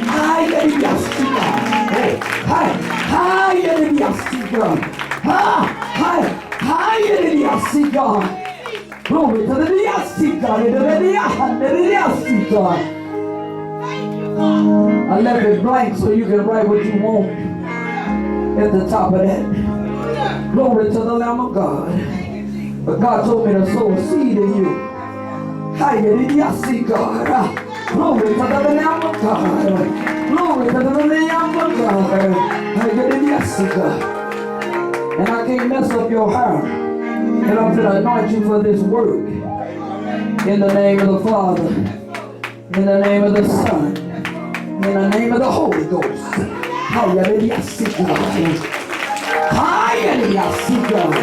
out of your belly shall flow rivers of living water. And you shall preach the gospel. And you shall tell a dying world, a dying generation, that Jesus is Lord. And that God is truly God. And you're going to tell them that He was a mother for the motherless and a father for the fatherless. Glory to the God. Glory to the God. Glory to the Lamb of God. Hallelujah. Thank you, Jesus. Hallelujah. He said what you done for others, He will also do for you. You just have the whole room full of people. Glory to the Lamb of God. Hallelujah. Glory to the Lamb of God. Thank you, Jesus. And let me tell you what Isaiah really means. The promise. He was the promise baby. He was the baby that was going to change everything. He was the God. He was the baby that's going to change everything. And he's still at work. If God sent him and he belonged to God, then you know he's still at work. Glory to the Lamb of God. So that little kid's book, when you read that, you're going to know that he's there with the Father. You're going to know. And when you read this other book, you're going to realize that you have to live. You cannot die. You have an anointing on your life. You got a work to do. You got a race to run. Glory to the Lamb of God. And that people, even if you find it in your family, if you find it as somebody that's going to stick right with you. So when you go tell your story, you got to have folk that's suited and booted just right along with you. You can't have just anybody with you. You got to have some folk that's right with you. So when you go for it, glory to the Lamb of God. They don't give you a dime. That's them. That's between them and God, because they're supposed to sow a seed in you. But you're going to go to other places other than just here. Glory to the Lamb of God. And God's going to raise you up, baby. And that book, that's going to be a bestseller. Glory to the Lamb of God. Glory to the Lamb of God. See, just like I had to wait for Amazon to drop my package off, that's how your book going to fly on the ship. That's how your book going to go everywhere. So, you be saying you don't have certain things you ain't got nothing to do with your book. Your story about your baby. If it got me, it's going to get others. Right? Because it got me, baby. You commanded my attention. I couldn't click. You was talking trash. And I loved it. I love how you were. Yeah, I know this is the truth. That's the way she was responding. I was like, baby, it's worse than I was. Yeah, I know I'm real. I know I don't got nowhere else to go. Glory to the Lamb of God. God, be blessed, baby. We love you, baby. And you always got me. You got my number. You always got me. Listen, Sister Victoria, everybody just love you. We love you, baby. This is simply beautiful. Glory to the Lamb of God. Yeah. Glory to the Lamb of God. This is simply beautiful. Long time coming, but I know change gonna come. Oh, yes it will. It's been too hard living, but I'm not afraid to die, 'cause I know what's up there beyond the sky. And it's been a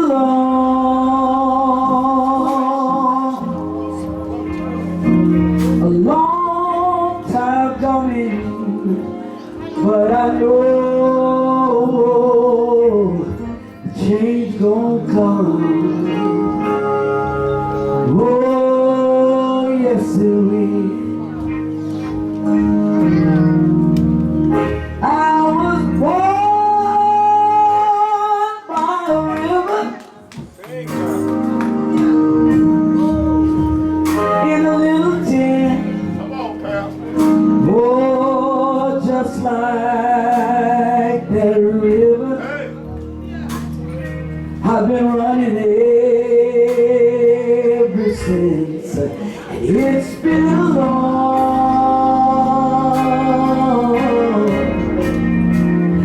long time coming, but I know change gon' come. Oh, yes it will. This for you, Zee. Listen, a change is coming. Hey, just a few more days. Yeah. A change is coming. Oh,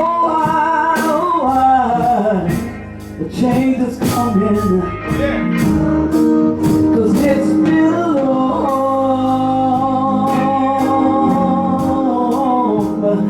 long time coming, but I know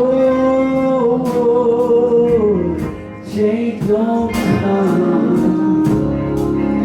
Oh, yes it will. When you walk out that door, a change is coming.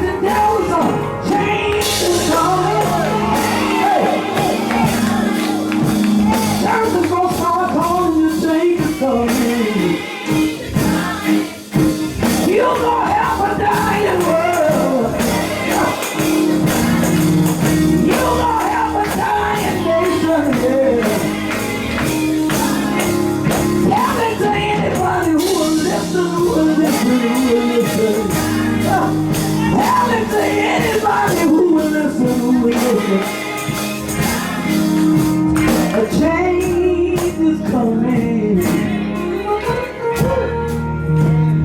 Change is coming. Good for Isaiah. It's been a long time coming, but I know change gonna come. Oh, yes it will. See, if you don't know nothing about it, being in and out, in and out. I heard a story, in and out, in and out, in and out. Glory to the Lord. Everybody want to be crazy, they don't want to go through nothing. Everybody want to be grand, but they don't want to go through nothing. They want their life, but they don't want to go through nothing.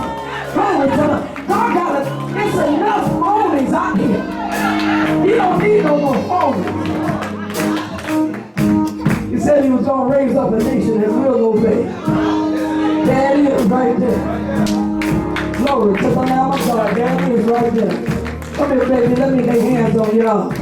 Let me lay hands on you too. Glory to the Lamb of God. Let me see my hand.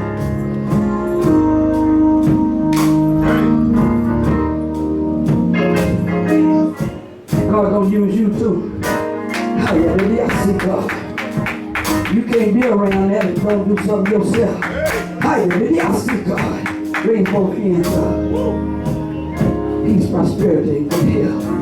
It's time for a change. You see this all I got in my hand, baby? I made this myself. Glory to the Lamb of God. Ain't none of that olive oil that you get out the store. Glory to the Lamb of God. And when I was sick unto death, I was preaching the gospel.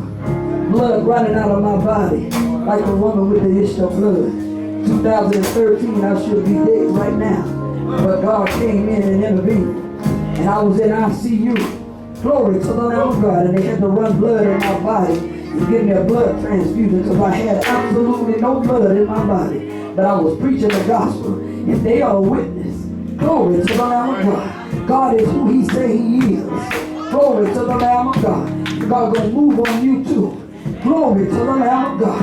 Thank you, Jesus. And Father, I'm asking you to raise her up like never before, God. And Father God, reveal yourself to her like never before, God. And let her see more than what she's already seen, God. In the mighty name of Jesus. Father, I ask you to let your angels encamp about her and keep her in perfect peace. In Jesus' mighty name, and bless her spiritually, physically, and financially. Spiritually, physically, and financially. Glory to the Lamb of God. Thank you, Jesus. Amen. God bless you, baby. God bless you, baby. Come here. Come. Glory to the Lamb of God. Thank you, Jesus. Come on. She in pain. Glory to the Lamb of God. You believe that God is a healer, don't you? Glory to the Lamb of God. You say absolutely. So if you say absolutely, then it's already done. Hallelujah. Glory to the Lamb of God. Is it your leg? This is fine. Glory to the Lamb of God. Father, in the mighty name of Jesus, Lord, we thank you right now. I plead the blood of Jesus over her back, God. In the mighty name of Jesus, every vertebrae. God, I thank you right now that you are a healer. Father God, I ask you to raise her up like never before, God. In the mighty name of Jesus. And Father, you brought her this far. Father, not to leave her, God. But Father God, I'm asking you to do a new thing, God. In her right now. In the mighty name of Jesus.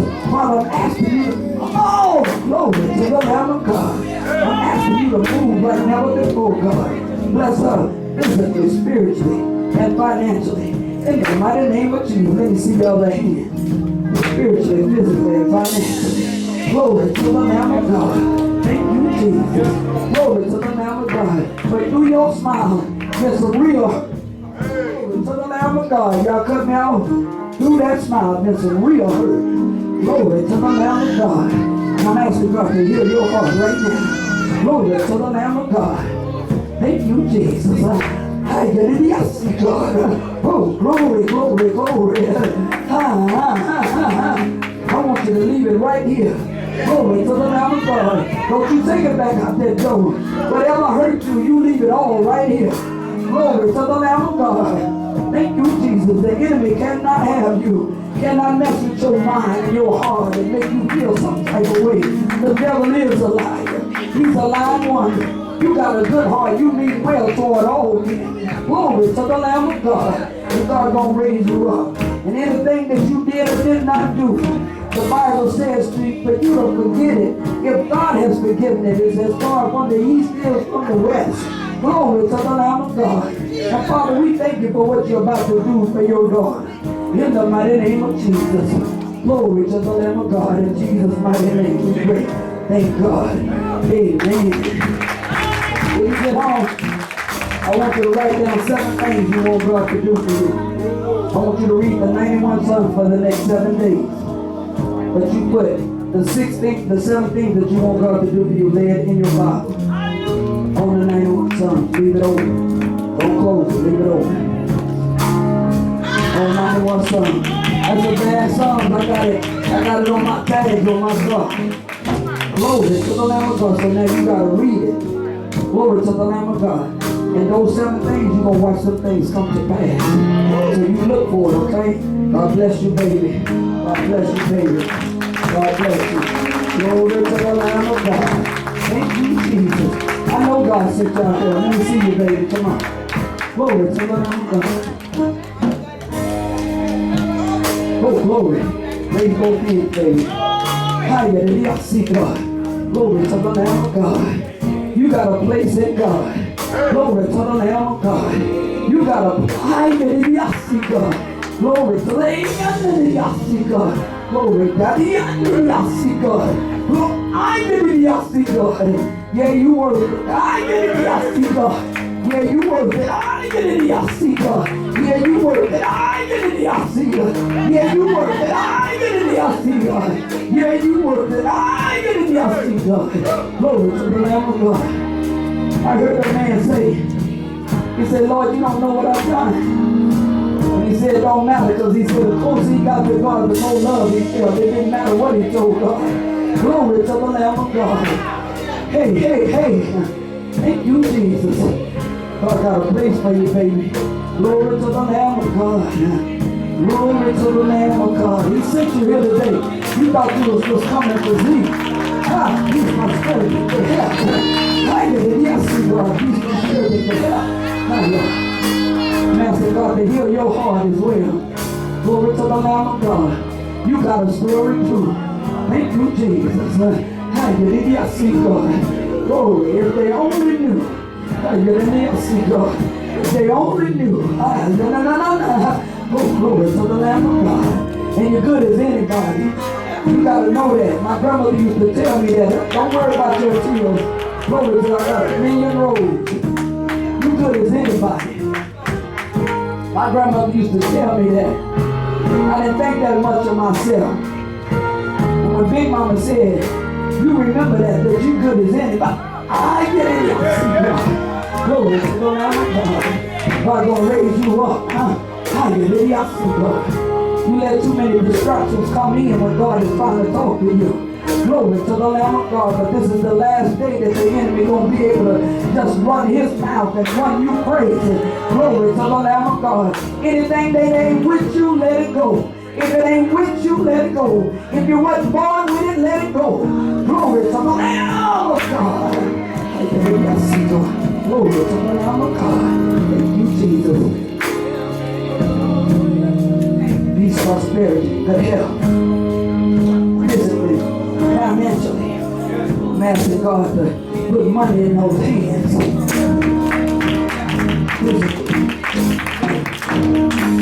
mentally, and prosperity. I'm asking God to put it in your hands. Let this mind that was in Christ be in you.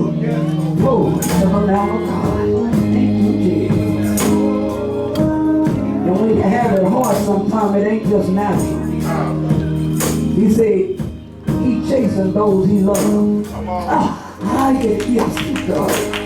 Just start saying yes. And it's going to start working out. Just start saying, all right, God, I'm tired. I Ha! It starts there. All right, I'm tired now. Ha! Oh, glory to the Lamb of God. Humble is the way. And a lot of people think, oh, glory, that they can fight their way through. That they can work their way through. Ain't nothing you can do physically. How you I see God. Glory to the Lamb of God. God bless you, baby. God got you. God got you. I'm asking God to give you some trust. You got trust issues. Glory to the Lamb of God. You're going to have some more trust in you. Glory to the Lamb of God. And rightfully so that you can't tell everybody everything that you go through because they just pass it on. Glory to the Lamb of God. God is a good God. Thank you, Jesus. Listen, I want you, as my grandmother on that wall, she'd be 100 years old if she was still here. She was a bad preacher on this earth. She was a bad prophet on this earth. Let me tell you what she gave me to read at 15 years old. Psalm 61. Now I'm giving it to you. Psalm 61. And you read that every day before you get going for your day. Watch what God will do for you, okay? Because He gonna do it. I'm telling you, He gonna do it. This ain't no phony standing in front of you. God sent y'all here, baby, for me to speak some life into you. Glory to the Lamb of God. God bless you, baby. God bless you, baby.